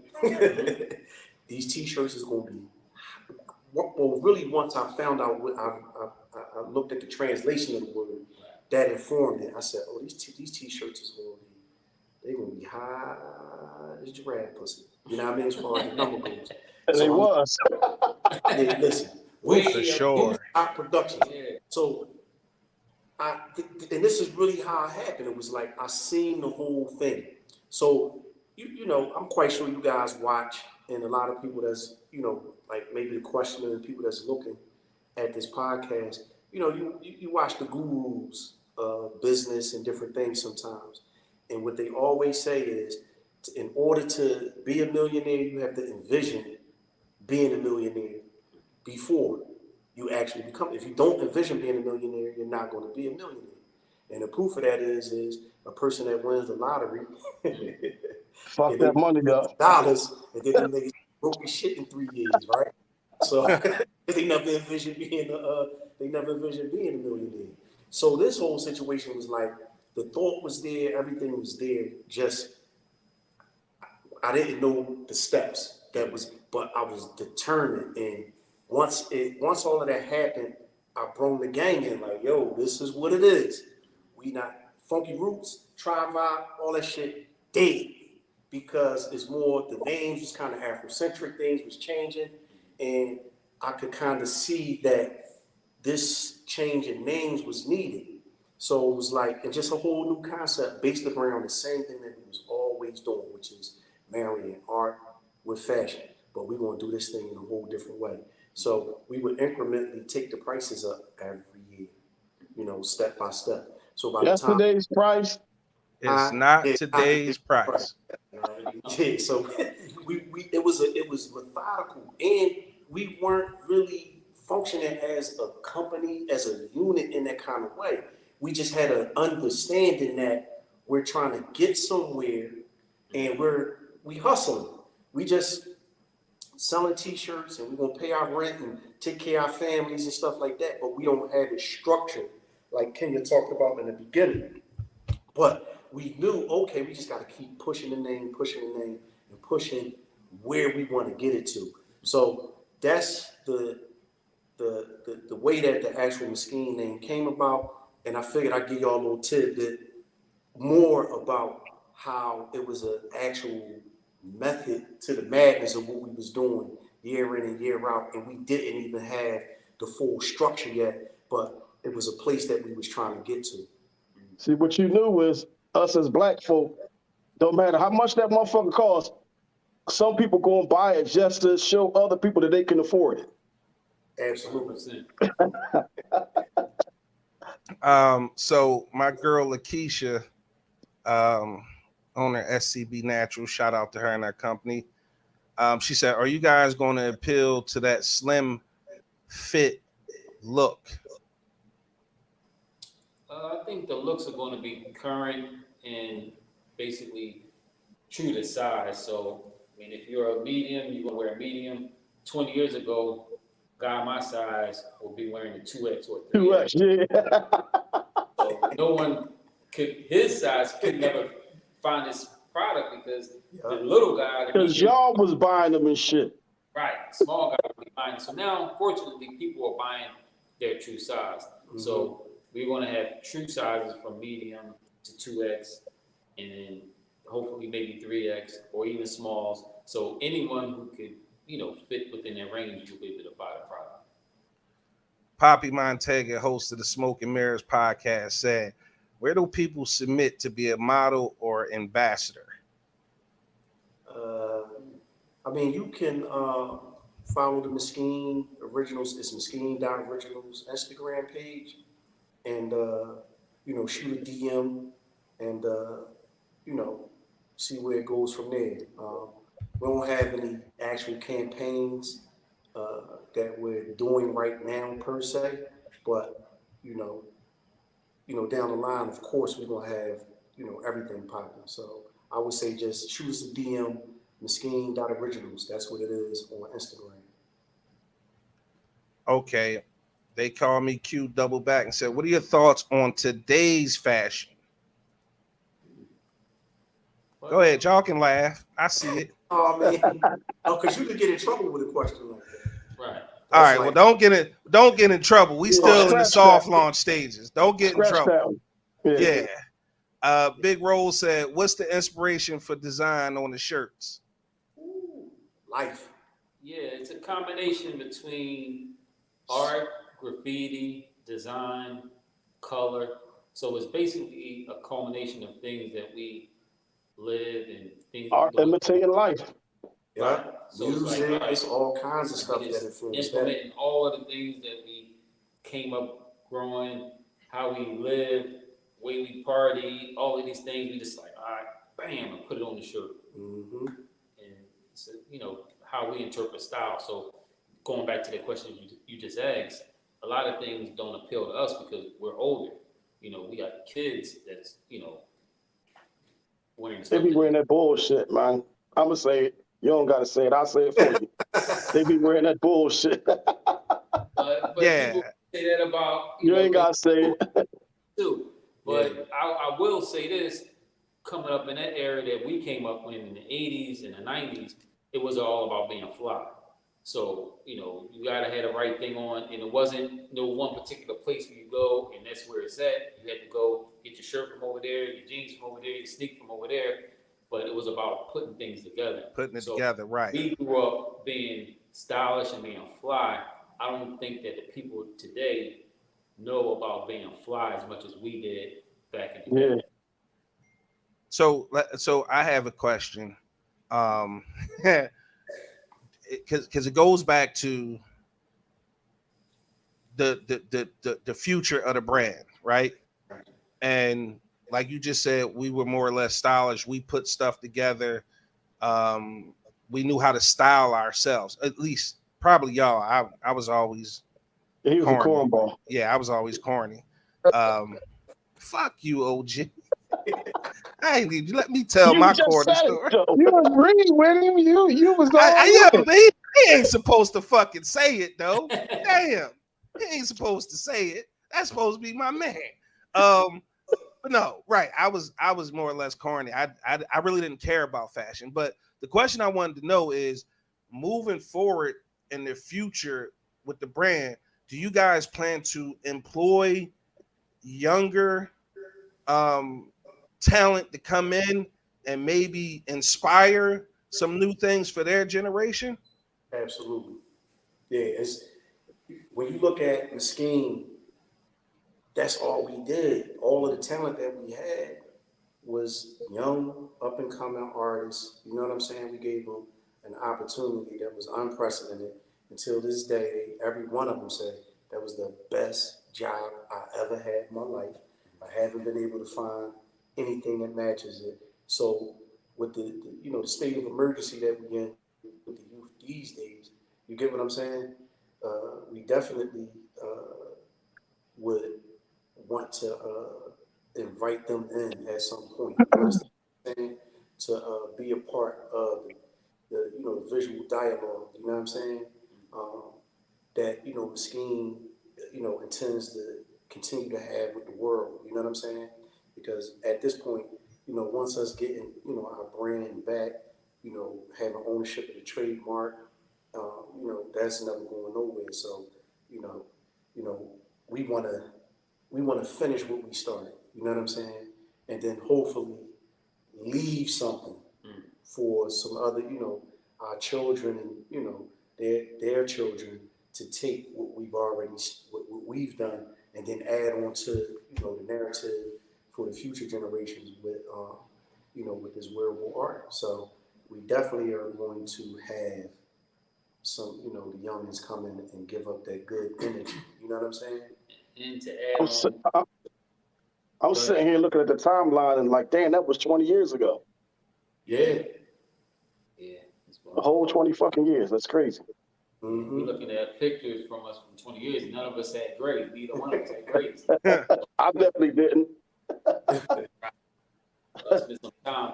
But to piggyback off of what he was saying, as far as going back and getting some of the youth, we want to look at it like what it was initially, which was it's a movement. And anything that normally starts out in society, from hip hop, graffiti, breaking, it all started with a movement, a group of people doing certain things.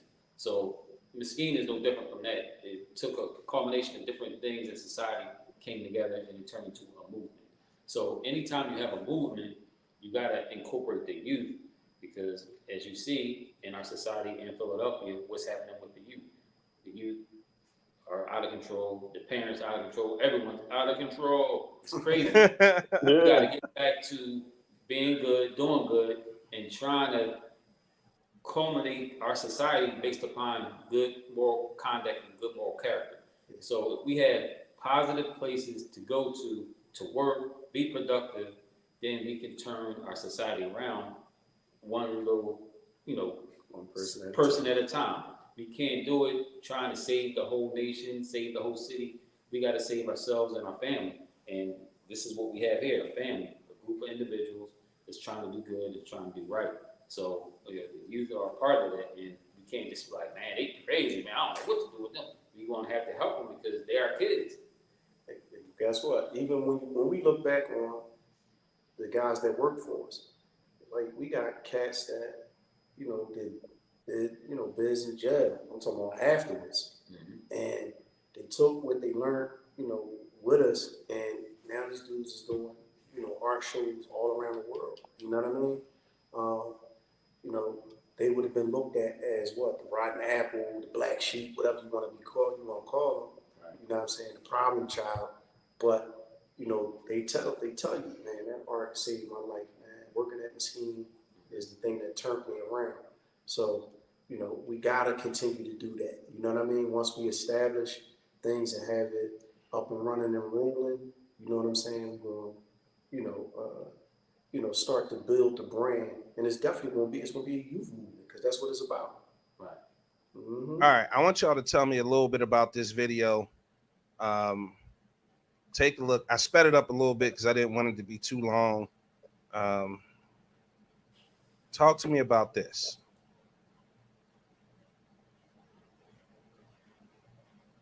The Down North. Okay, so that's a mural that we just completed not too long ago. We did our first soft relaunch at Down North Pizza, which happens to be Kenya's younger brother. That's his establishment. So it's called The Yard, and it's, as you can see, it's filled with art done by Miskeen artists. Everybody that was there was basically somebody that worked with us from pretty much the beginning of Miskeen Originals. So that was our introduction, you know what I mean, back to the city with the brand. With that event that we did, it was a weekend. We had a Miskeen Pizza there. Joint was, right. It was a good look. And also, it's to piggyback off of the comment that we just made. That, like you said, Muhammad is my brother, and he also was an employee of ours back then, 20 years ago. He was probably 15 at the time. So that's somebody that I would have to look at. All right, this is my brother. I gotta bring him in because I love him, I care about him, but I gotta also show him something positive to do. And that was, when he was a 15-year-old, he was still in high school. Now, fast forward 20 years forward, he could go back and tell a story like, man, I remember my brother and his friends, they started a brand, they did this, they did that, and he's able to bring us in to his establishment and say, hey, I want you guys to do the whole back part, decorate it, paint it, make it look hot. We're gonna create a pizza.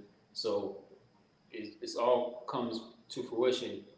You dig back, you save the people that you can, help the people, show the people, and then 20 years later, those people are still there for you. So that's what it's about. And you said Muhammad is your brother, right? Yes. Okay, so I want to say a couple things about Down North Pizza. Just a quick sidebar. First off, I took my daughter down there because we actually saw something on YouTube a couple weeks back, and they like, yo, that looked cool. Won't we do a video down there? So I was like, okay, we could do a video down there. I had no preconceived notions, but when I tell you we got down there, and Down North Pizza is a world-class establishment. The people, like my daughters have a channel called Kayla and Cameron Try, and they try different things, whether it be different foods, different restaurants, amusement parks, so forth and so on, makeup, whatever. And it was the first time we had been in an establishment and were treated like it was a 5-star place, bro. Muhammad and that whole staff down there, Mike Carter and everybody down there, they world-class people.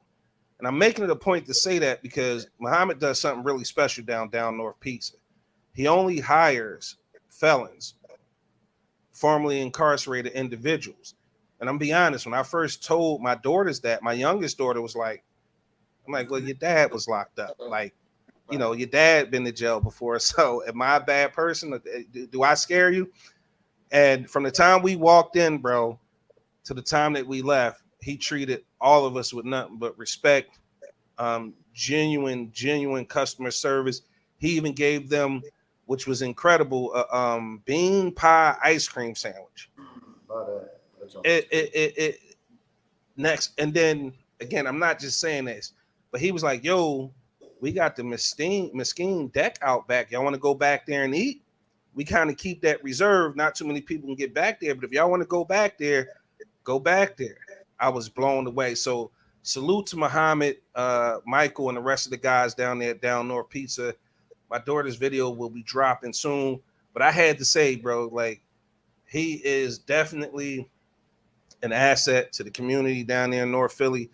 I love his mission with what it is that he's doing. There's a couple of other things that he do. I don't want to give away. I'm sure a lot of people already seen it, but there's a couple of things we talk about in the video that are incredible that he does for his employees and the people that work with him down north at Down North Pizza. And the shit is just flat out good. We had the Rock the Mic, which is the beef pepperoni, and we had the what else did we have? The cheese with the No Better Love. Okay. We had the No Better Love and the Rock the Mic. All the pizzas are named after Philly hip hop songs, which I thought was incredible as well. So a place like Down North Pizza where it has the trifecta, I mean, there's a great mission, great customer service, and people that work there, and the food delivers on the promise. It's just flat out delicious. So make sure you guys are supporting Down North Pizza. Get down there. You gotta give buy them the the address pizza. stuff. I don't even have it on hand, bro. God. I'll get it. You got it? West Lehigh Avenue. Yeah, 2804 West Lehigh Avenue. That's the address. Yeah. You Roll said to my 20 Shannon did a bid. 2804? Yeah, 2804 2804. West Lehigh Avenue. That's the address. Tiffany Ann been down there. She like pizza good as hell. Sonia Sonya said said you yesterday did a food is bid. good. Yeah, he said Shannon did a bid. Yeah, he did 14 days, Roll. 22. Let him sell and they let him out. Hey I man, did- don't downgrade listen. his. I did 8 hours. Listen, He I did did. 14 days. He cried so much the cell flooded and they let him go home. There you go. That's how I came home. That's exactly how I came home. How you gotta get out there to do it? So one last question. We got Big Roll coming in with the man rule of the week. And then you guys can tell us whatever it is that you want us to know. Family, if you got any more questions, now is the time to ask it. We Gary let these gentlemen go. We done held them hostage for the whole damn show, but we appreciate y'all coming through. And I got to get you on. I'm putting y'all on the spot right here, right now. Okay. We ain't even D-list celebrities. We ain't E. We ain't even F. We flea-list. So I got to get it on record. When y'all do the full launch and it's the hoopla and all that, y'all going to come down, let us film, let us be a part of the opening. We going to buy something. We ain't fleas like that now. We going to spend some money. We know the best way to start relationships, especially business relationships, is to actually do business, okay? So we ain't fleas like that. We gonna buy some shit, right? I'm about to say it. Depending on how much it is, we might buy one shirt. We just all have to go half. Bitch, you getting that boat money, you gonna spend it. I was gonna say he got that boat money now. He trying to be cheap. No, nigga. Hey man, No, that's how nigga. rich people stay rich, man. No, nigga. You gonna support. But seriously, when y'all do the full launch, we gonna make sure we come support. But y'all gotta let me know whether or not y'all coming back to the show. And if y'all have anything going on, y'all drop us. It's the big exclusive podcast. Y'all drop us the exclusive, and we ain't gotta announce it, but we gotta get the information so we can support it and promo and help be a part of bringing Miskeen back to where they once were. And I'm telling you now, I feel like it's a legacy brand, so it's not gonna be hard. Like you know how Philly embrace their own. Like you do some shit for Philly and you get Philly behind you, man. That shit be crazy. Exactly. Like we take it like y'all us like. Yeah, that's what it is, and that's all of the great stories that we hear are basically, I remember there or from the barber shop. I remember y'all used to come through here, so we hear nothing but good stories about people's experience with the brand. So with them brown paper bags, man, them brown shopping bags. Man, you bring it all the way back. He took it all the way back. Yeah. And that's crazy because we were doing that from the 90s. You know what I'm saying? Christine talking about she grabbing a shirt or two. All right, No, so you grabbing the A. You getting one. So Like, I just know to she kind ain't. of, let you like kind of in on something that we're doing, I'm gonna actually send you the whatever marketing piece that we put together for it. So we're planning on doing like a Miskeen tea party right here in Pyramid Studios Friday the 22nd. Yeah. Is Not this so Friday. not this Friday, but next Friday. So we're gonna do like a 6 to 10, some light, food fair refreshments, Pizza. yeah, some down north pizza will be in the building. We'll do we're gonna have some music, just some nice vibes and give everybody an opportunity to come out and support the brand, buy a t-shirt. Even if you wanted to purchase a t-shirt beforehand, you could do that and show up in a t-shirt. You know what I'm saying? And just vibe out with it, kick it, you know what I mean? And we're gonna have some fun, 6 to 10. So All right, we coming. Definitely be there. okay, great. Flight might have a show or something. Like He he's might super be busy. traveling the Chitlin circuit that weekend. Right. Hey, tell him that the chitlin circuit paying green though, right? Yeah. Amen, brother. Thank you for saying it. I ain't want to say it, but thank you. Hey. Yo, Rose said he gonna buy a shirt with his first big exclusive network check. Nene said she be there. She said I'm there like swimwear. That's Nene right. might show up in swimwear, to That's be honest. Bianca, what's going on? It's good to see you, B. So guys, it's on the screen now. www.miskeen-originals.com. Make sure you guys go to the website. Make sure you guys grab shirts. I'm gonna tell y'all now. Don't go there on some cheap shit. These are still one-off, hand-painted T-shirts. Pay for them like you pay for the motherfucking Apple phones, but no problem. Right. Like they internationally and globally recognized as one of the biggest brands to ever come out of and that shit this is city. hot. And it's fire. It's flame on. I saw some shirts when we was talking earlier, bro. I was like, that black joint you was trying to move out the way. Said that might have my name on it, bro. That's his belly shirt. I ain't seen that joint crazy, right? That joint crazy. I said, damn, I'm gonna say something to him. I'm gonna wait till the show though, because if I put it out there publicly, my dibs is in and he can't sell it all for me. If it's my size though, if it's my size, I definitely need that. You know that ain't never mattered to you, man. Yo, you a nut ass nigga too. Yeah, we got pictures of him wearing onesies, the 0 to 3 month shirts on. With the 3 little buttons, I'm gonna tell my story. Rose said Shannon's shirt can't be medium. It's medium. It ain't no medium, it's medium. Nut ass nigga set me up too. You a nut ass nigga. With that being said, man, I got one last question. What's the social media where they can follow you guys? I'm gonna put it up. I have it. Let me just put it up. I ain't gonna ask y'all to do no work. Right there at the bottom of the page, Miskeen brand page on Instagram. That's at Miskeen.originals on IG. You can hit the link in the bio to hit the website to get the original hand painted from the originators of the brand. I'm super appreciative of you guys coming through and blessing the podcast with your presence. I look forward to working with you guys in the future. Why did they grinding me up in the comments, bro? Like you always start that shit. Because you had that little ass shirt on, looking like you sold it to me. That day. All right, as designers, I'm gonna tell y'all this story if I let y'all get out of here, right? So, as a clothing brand, you get certain style of shirts, they cut different, right? So one brand might cut one way, one brand might cut another way. So he sold me a shirt the week before, right? Fit, it was cool.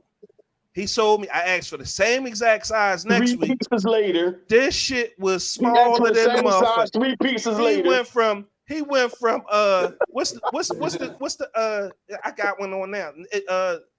What is it? New Level? What's the name of Next that show? level. It was a Next next level. level. It's like Guardian or something. He went from Next Level to a goddamn Gildan. Them hard Gildan, ass, Bitch, I small don't ass even shit. buy Gildan. It was a Bel Air canvas I gave you. It was small. It was cheap. It No, was you was fucked up. big. It's small in here. No, you big in here. Yo, Yeah, he People put. ask for the same size 3 pieces later. I was standing out there too. Look, he put the shirt on. You ever No, go to the hospital? you bought a Gildan from him. That's what the fuck the Gildan came from. That bullshit shirt that he sold you. That was your size.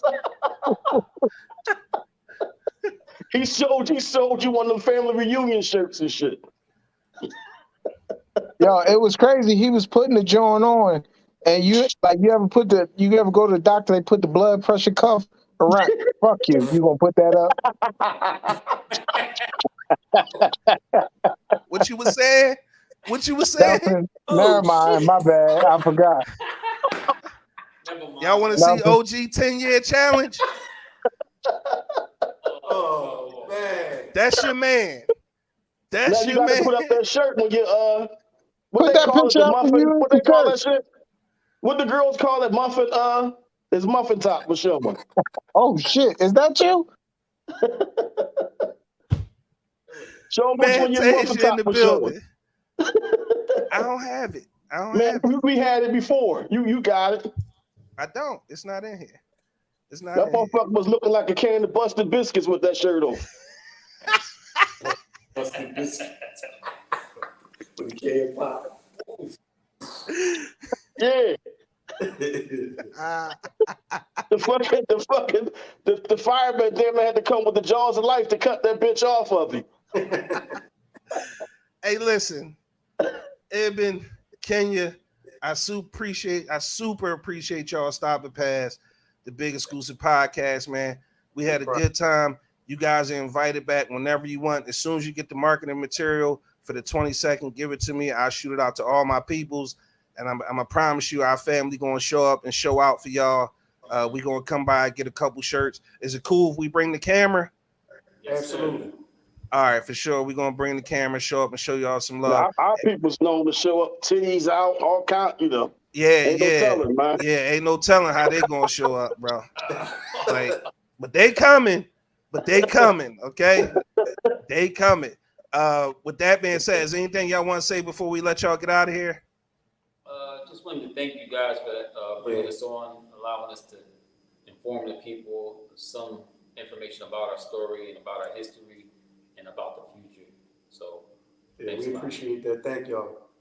No problem, man. I'm gonna say it. Y'all got access to the podcast and the network. Any projects y'all want to do that y'all want to put out there, just let me know. Ain't a whole lot of talking. Like, just tell me what it is, and we gonna make it happen, man. I appreciate y'all. Appreciate it. Thank y'all. All right, y'all take it easy, man. All right, man. Have a good night, man. Thank you. As well. Thanks a lot. All right. So yeah, we had the founders of Miskeen come through. Shout out to Barik, another one. He was supposed to be on tonight, but he had a prior engagement, something else going on. But we appreciate, Ibn and Kenya coming through representing. That was fun, man. Roll, they grinding me up, Roll, they killing me. They killing me. Let us see what they talk about, man. Look, Christine says she getting that ghost shit money now. She gonna get her a shirt. Rose said gonna buy a shirt. Oh yeah, I read that already. Let's see. Big Rose said Shannon's shirt can't be medium. Big Rose don't want to see Shannon navel anymore.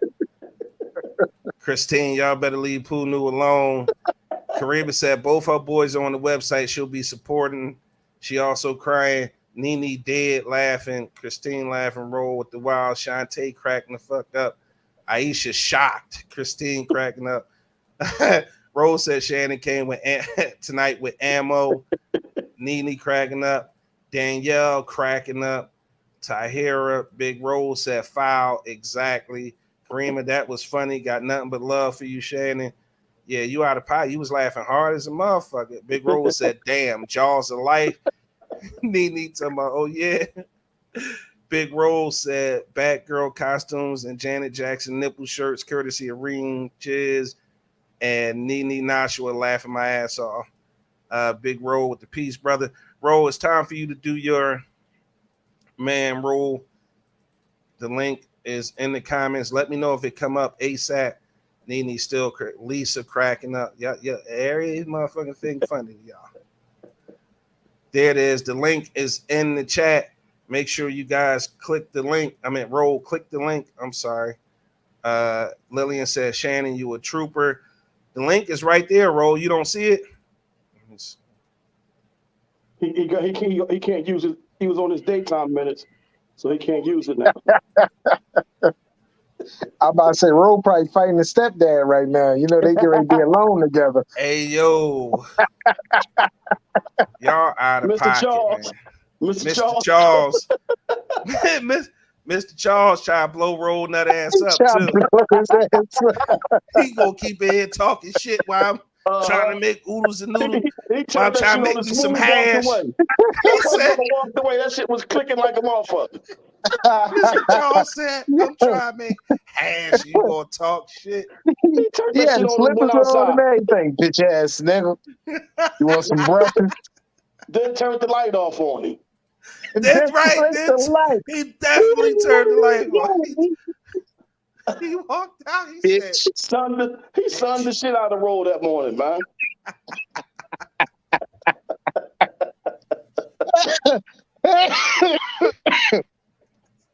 Oh man. Woo.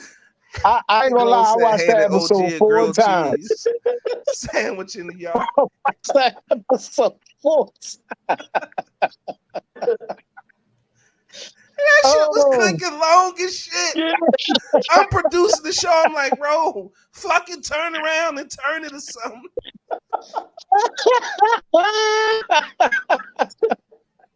But I lost my shit. I absolutely lost my shit. Well, Mr. Charles flipped the switch on the way out. He flipped the switch like, you bitch ass nigga. Bitch ass nigga. And I'm going to tell your mother too. Yo, that was deliberate. He deliberately flipped that switch on Roll. Mr. Charles was trying to get the shit slapped out of him that morning, man. I said, Roll, get him. I got bail money. Roll, get him. I got bail money. Because that shit was just too motherfucking disrespectful, bro. It was too disrespectful. God damn. Wait, did y'all hear Roll do what was it, yesterday? When he did Kim? Did you see that episode, OG? Oh yeah, I couldn't comment though. Remember they hauled me off. He gotta do that shit, bro. They just hauled me off, so I couldn't comment. That nigga said Kim can't fucking sing. All he do is say a couple words and then say girl. Roll, come on in here, man. You got to do it. We fitting to move on without Roll bullshit. I'm trying to tell you, man. Mr. Charles told me he couldn't do that shit tonight. Mr. Charles changed the Wi-Fi password.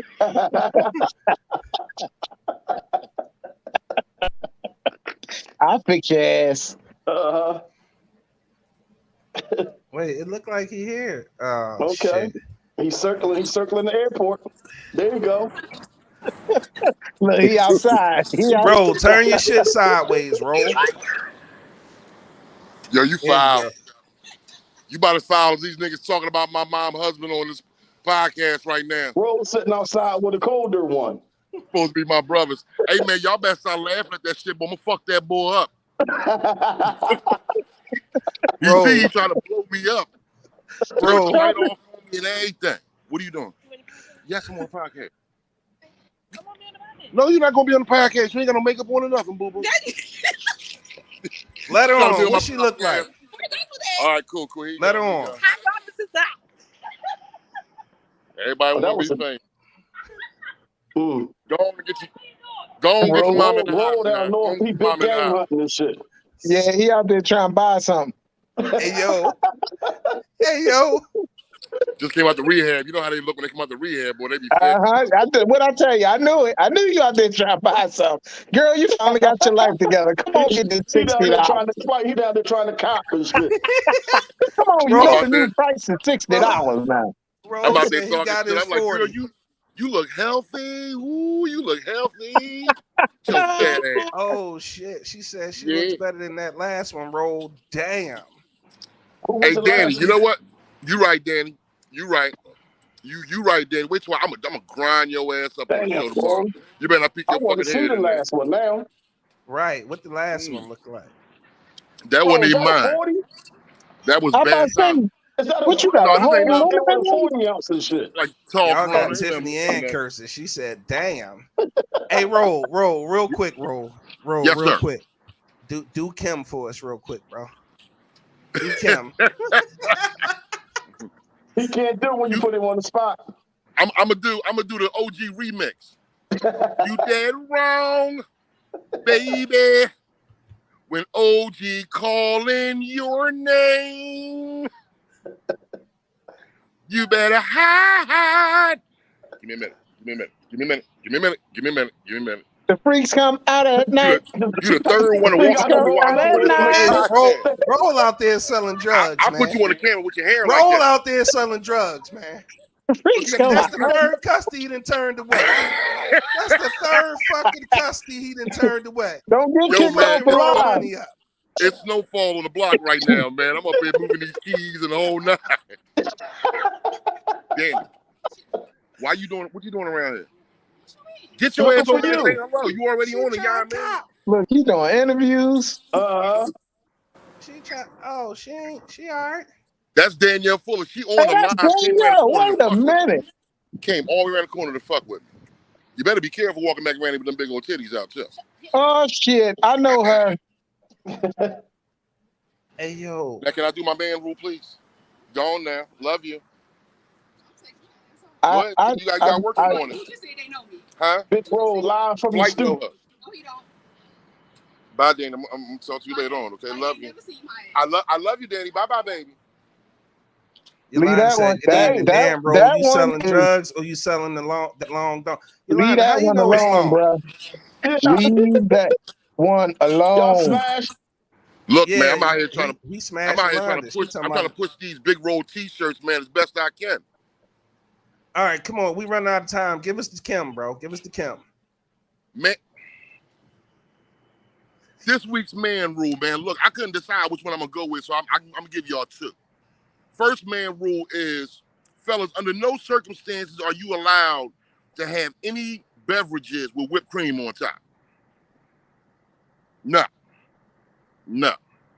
You I'm sitting there breaking that sipping. rule, roll. I'm breaking that rule. You sitting there Hey, I'm sipping about to on say something you and on your whatnot. own with that. Got all this whipped cream up top and whatnot, and before you know it, your pinky go up like this and shit. No beverages with whipped cream up top. Start questioning your manhood. The other one is a little deep. Fellas, under no circumstances do you ever hit your homie ex. Never hit your homie ex. I don't care if that nigga tell you it's okay for you to hit his ex. Never hit your homie ex. I guarantee you it will be some emotional bullshit over it, and y'all gonna wind up getting into his whole scuffle. Guns might come out. Bro, How niggas feel about they women. I'm calling bullshit on the whipped cream because I get my French vanilla ice latte with whipped cream and caramel on it, man. Well, OG, we all can't look like a thug with whipped cream on our nose like you do. So you go ahead and do you, player. No, you only get it on your nose when you use it in other places. That's the only time you get it on your nose. Hey. Learn from the oldest, learn from the best, dog. You know what I'm saying? Them brothers was thorough that you had on those shit. Them brothers was real thorough. That's some inspiration shit right there. Yeah. Go OG with the whipped cream. No lattes in the yard, neither, OG. No, man, I got only get juice shots in the yard, man. And coffee. Hey, Flight, let me some boat money, man. I gotta get some more teeth, man. Let me get some of that boat money. I get out Thursday morning though, bro. Nah, I'll put you on my dental plan. Dang. All right, cool. That'll work. That'll work. Lillian, what you talking about, Lillian? That's the best place to use it. Lillian for said that's no the reason. best place to use it. I don't know what she's talking about. You talking about OG? Lisa said just leave That's your my ex time. and We going back friends to the all comment alone. section. Nah, roll. Wait. Roll. Give us the Kim John before you go. You ain't completed. You better hide when OG's calling your name. Yeah, girl.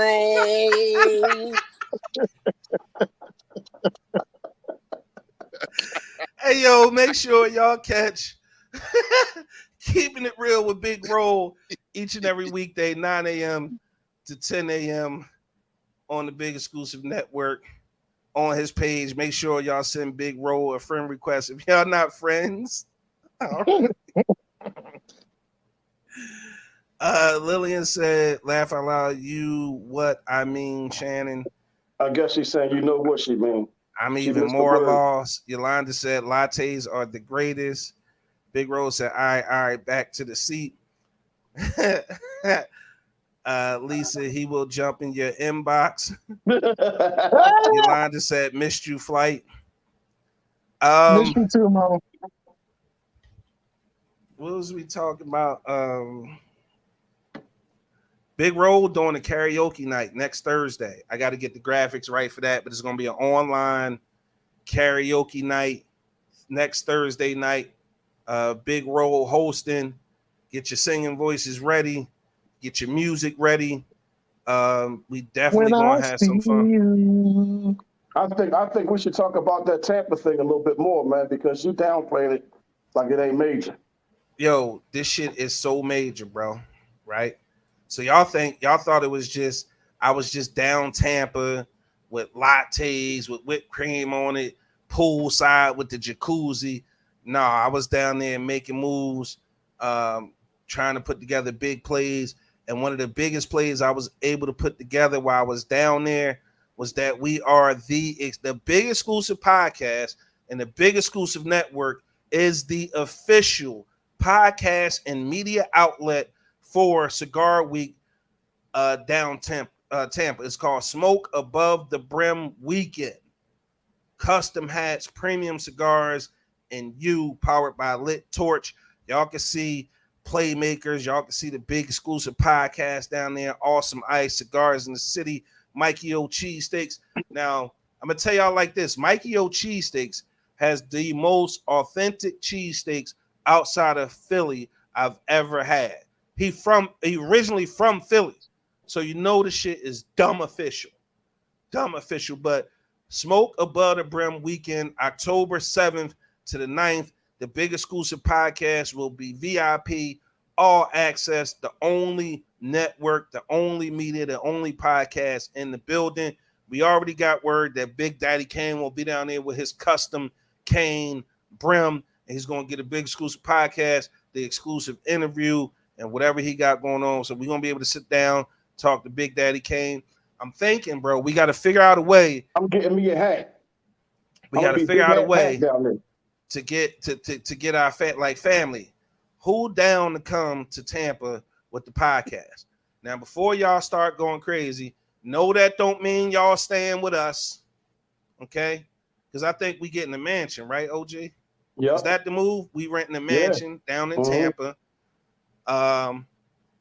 Flight probably got friends down there already. I'm about to say, what was it? He probably come on land seven. and wants to boat and shit. He gonna dock. He gonna dock right down Tampa. Yeah. No, listen. It was 7 through 9. I'm gonna check my schedule. I ain't going. I'm not going to book anything if nothing's on the book already. October 7th to check 9th, your Palm bro. Pilot. Yo, I need it'll be so dope if our family came down to Tampa to fuck with us for Above the Brim Cigar Weekend, October 7th to 9th. And I'm gonna tell y'all something. My little brother Donut, God rest his soul, his birthday is October 6th. So I'm trying to go down there like on the 5th. So it's going down then. It's going the fuck down. Okay? It's going the fuck down. Yo, listen, Tampa is a beautiful city. Do it have a hood? Yes. We won't ever see it. Every place got a hood. We won't ever see it. We're going to be staying at the mansion. OG gonna rent some foreign shit, so we gonna be rolling in foreigns. I'm an Uber every place. I ain't doing that. You lying now. You ain't gonna rent nothing, OG. You just told the first line shit. You ain't gonna rent nothing exotic. Man, what you say? How you say you was getting around? Uber. I'm taking Uber every motherfucking where. Well, okay, I'll do Lyft then. All right. Well, OG I'm getting a Ubering. rental. Fuck that. I mean, he lifted. I'm Ubering. Flight gonna rent the Pacer right now. I ain't renting a No, Pacer. you I'm know gonna what? rent I'm a getting me a hat. So I fuck electric around car. and get me a horse or something, man. Get you a horse. Yeah, I'm gonna it's have me a gonna hat. be. Like I'm telling you, I know how the boy Mikey O played, bro. And when I was down there in Tampa, like we was in the club. Every place we went to, we had a VIP section. Like it was just VIP section, bottle service every fucking night. And I was working, but that's how this nigga lived every day. He wake up, he walk out the sliding glass door. It's a pool, it's a jacuzzi, and then it's a lake behind the nigga house. Like the shit is just so crazy, man. And I'm like, I got to get my money up, man. I'm trying to live like this. The food down there was crazy. Tampa has some of the most beautiful women. The clubs down there is dope as hell. It's like a lot of them got these themes. But for sure, man, it'd be dope if y'all could come down to that Above the Brim cigar weekend. Like I said, it's gonna be day parties, night parties, concerts, everything, man. I'm about to say I'll put this out here. And we got access to everything, all access. So that means if you with us, we rolling through all access. We skipping the line. We got our own section. Like shit gonna be bananas, man. Bananas. I'll use my discount. I got a discount with flights, so if somebody reaches out to you, let me know. Give me a call or inbox me, and I'll use my little cheapy weepy flights that I'll be getting, and I'll look out for everybody. No, listen, I book so much, they give me discounts, so I'll be getting flights for like $50-$60 sometimes. So what airline is this? Well, anything less than 2 hours, I might fly Spirit, but normally I fly American or United. Yeah, see, I'm American. I can only like. I'm just gonna call OG daughter and get the hookup. Fuck. Oh well, shit. Man, listen. I need OG daughter number 2. God damn it, shit. Yeah, we gonna call OG got the hookup. I think she worked at American. Yeah. I works talk for me. to her too. So look real quick before we get out of here. How many people gonna come down? And don't gas it up. Yeah, don't play no games. Like lying and shit. Just right. Lying Just and not. and shit. Don't try to be cool and all that shit. Like, just if you seriously considering coming down for that weekend, let us know in the comments. Let us get a hell yeah. Let us get a hell yeah.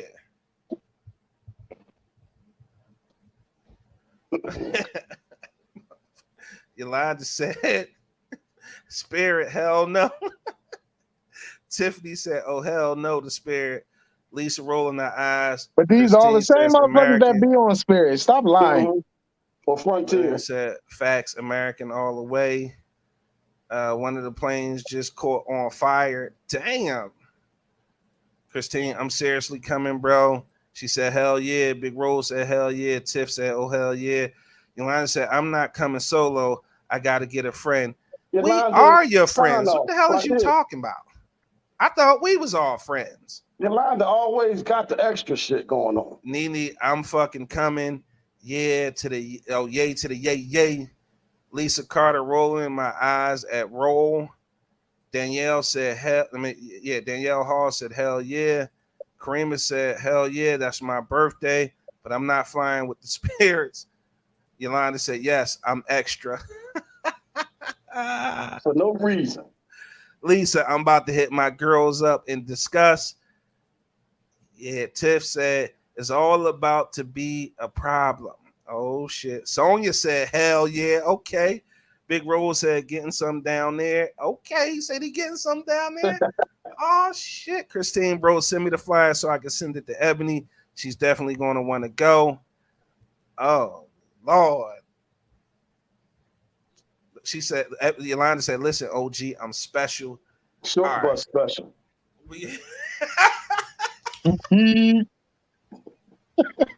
Come on, man. Come on. Get on the bus.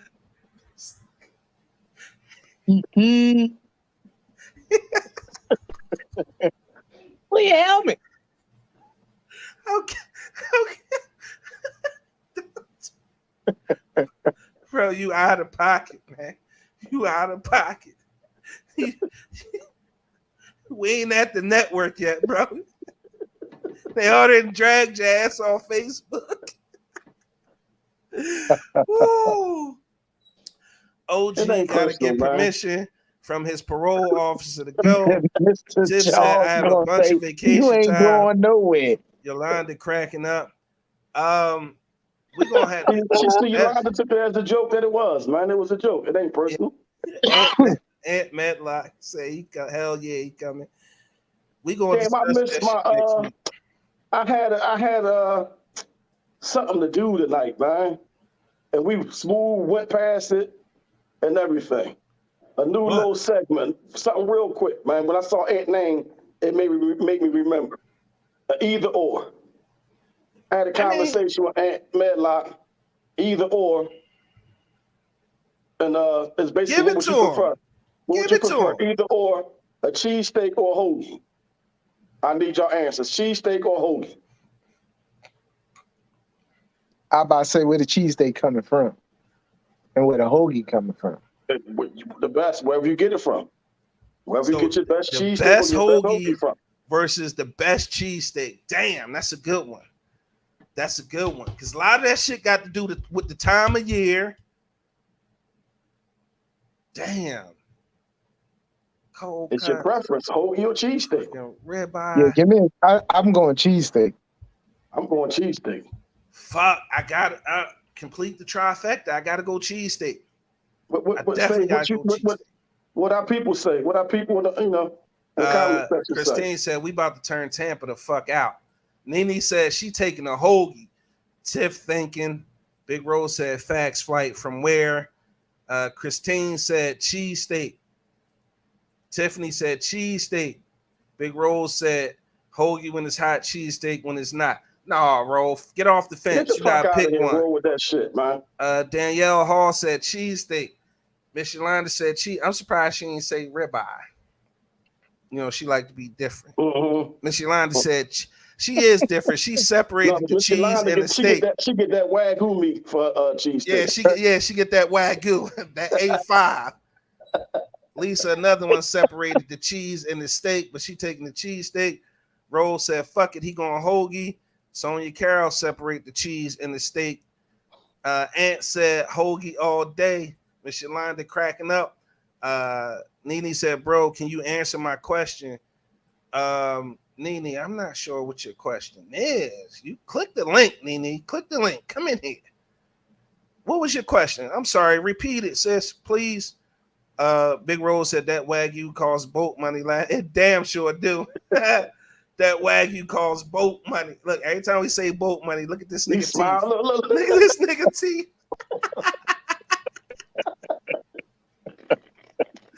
Woo, I can't wait till I get me some motherfucking boat money. Goddamn it.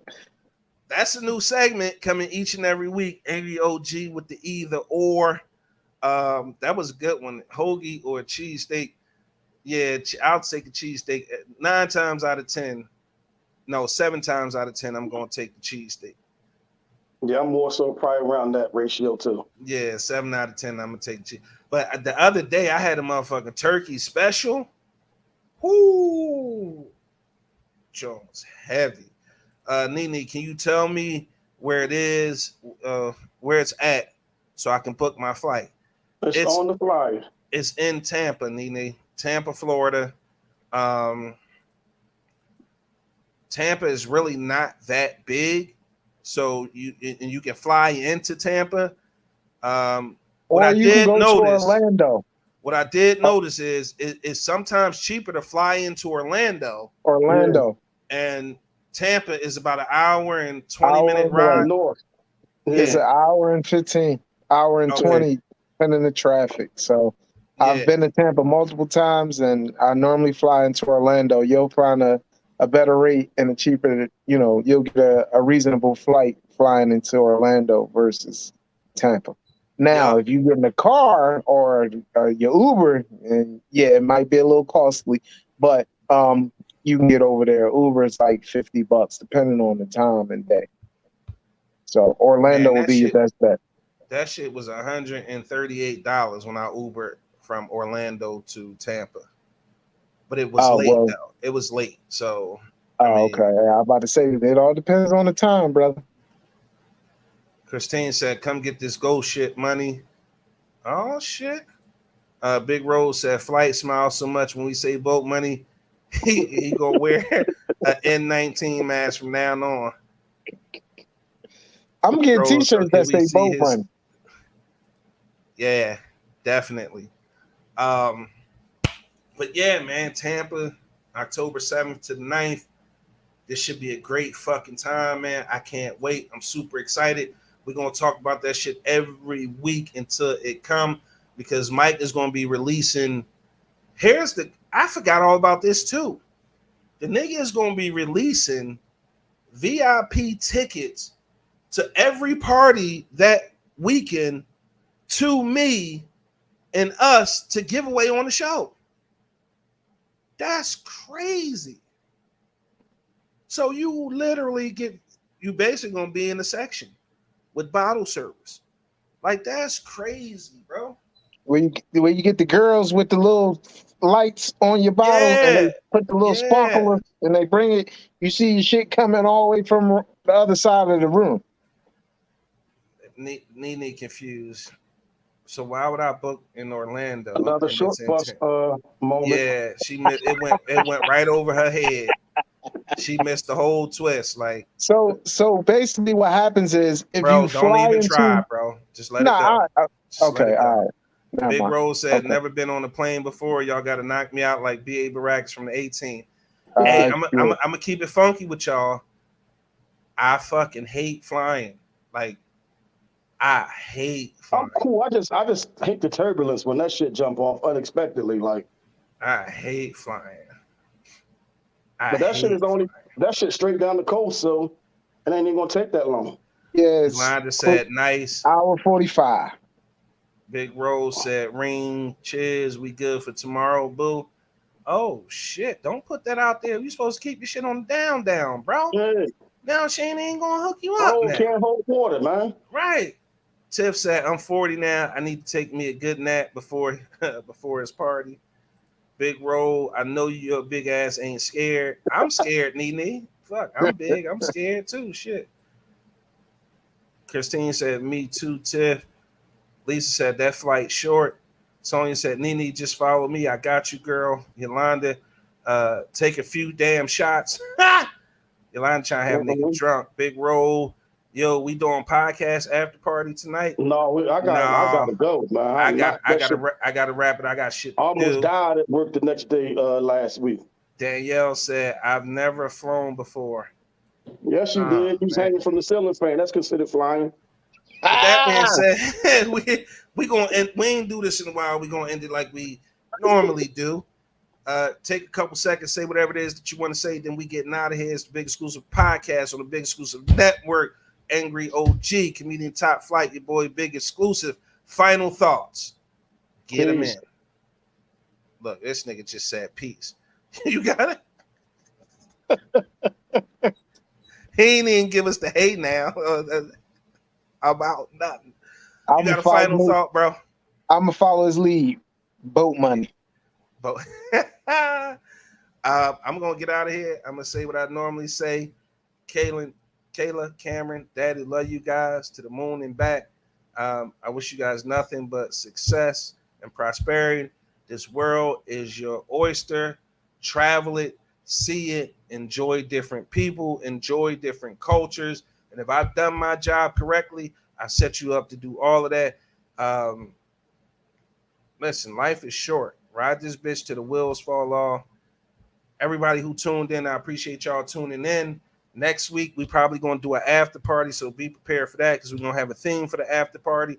Next Thursday, Big Roll with the Big Roll karaoke night. You got him coming on with Keeping It Real with Big Roll in the morning, every morning, Monday through Friday, 9 a.m. on his page, on the Big Exclusive Podcast Network page. You got Smoke and Mirrors with Poppy Montega each and every Sunday night at 9 p.m. Make sure you guys check that out. Be prepared. The network is coming.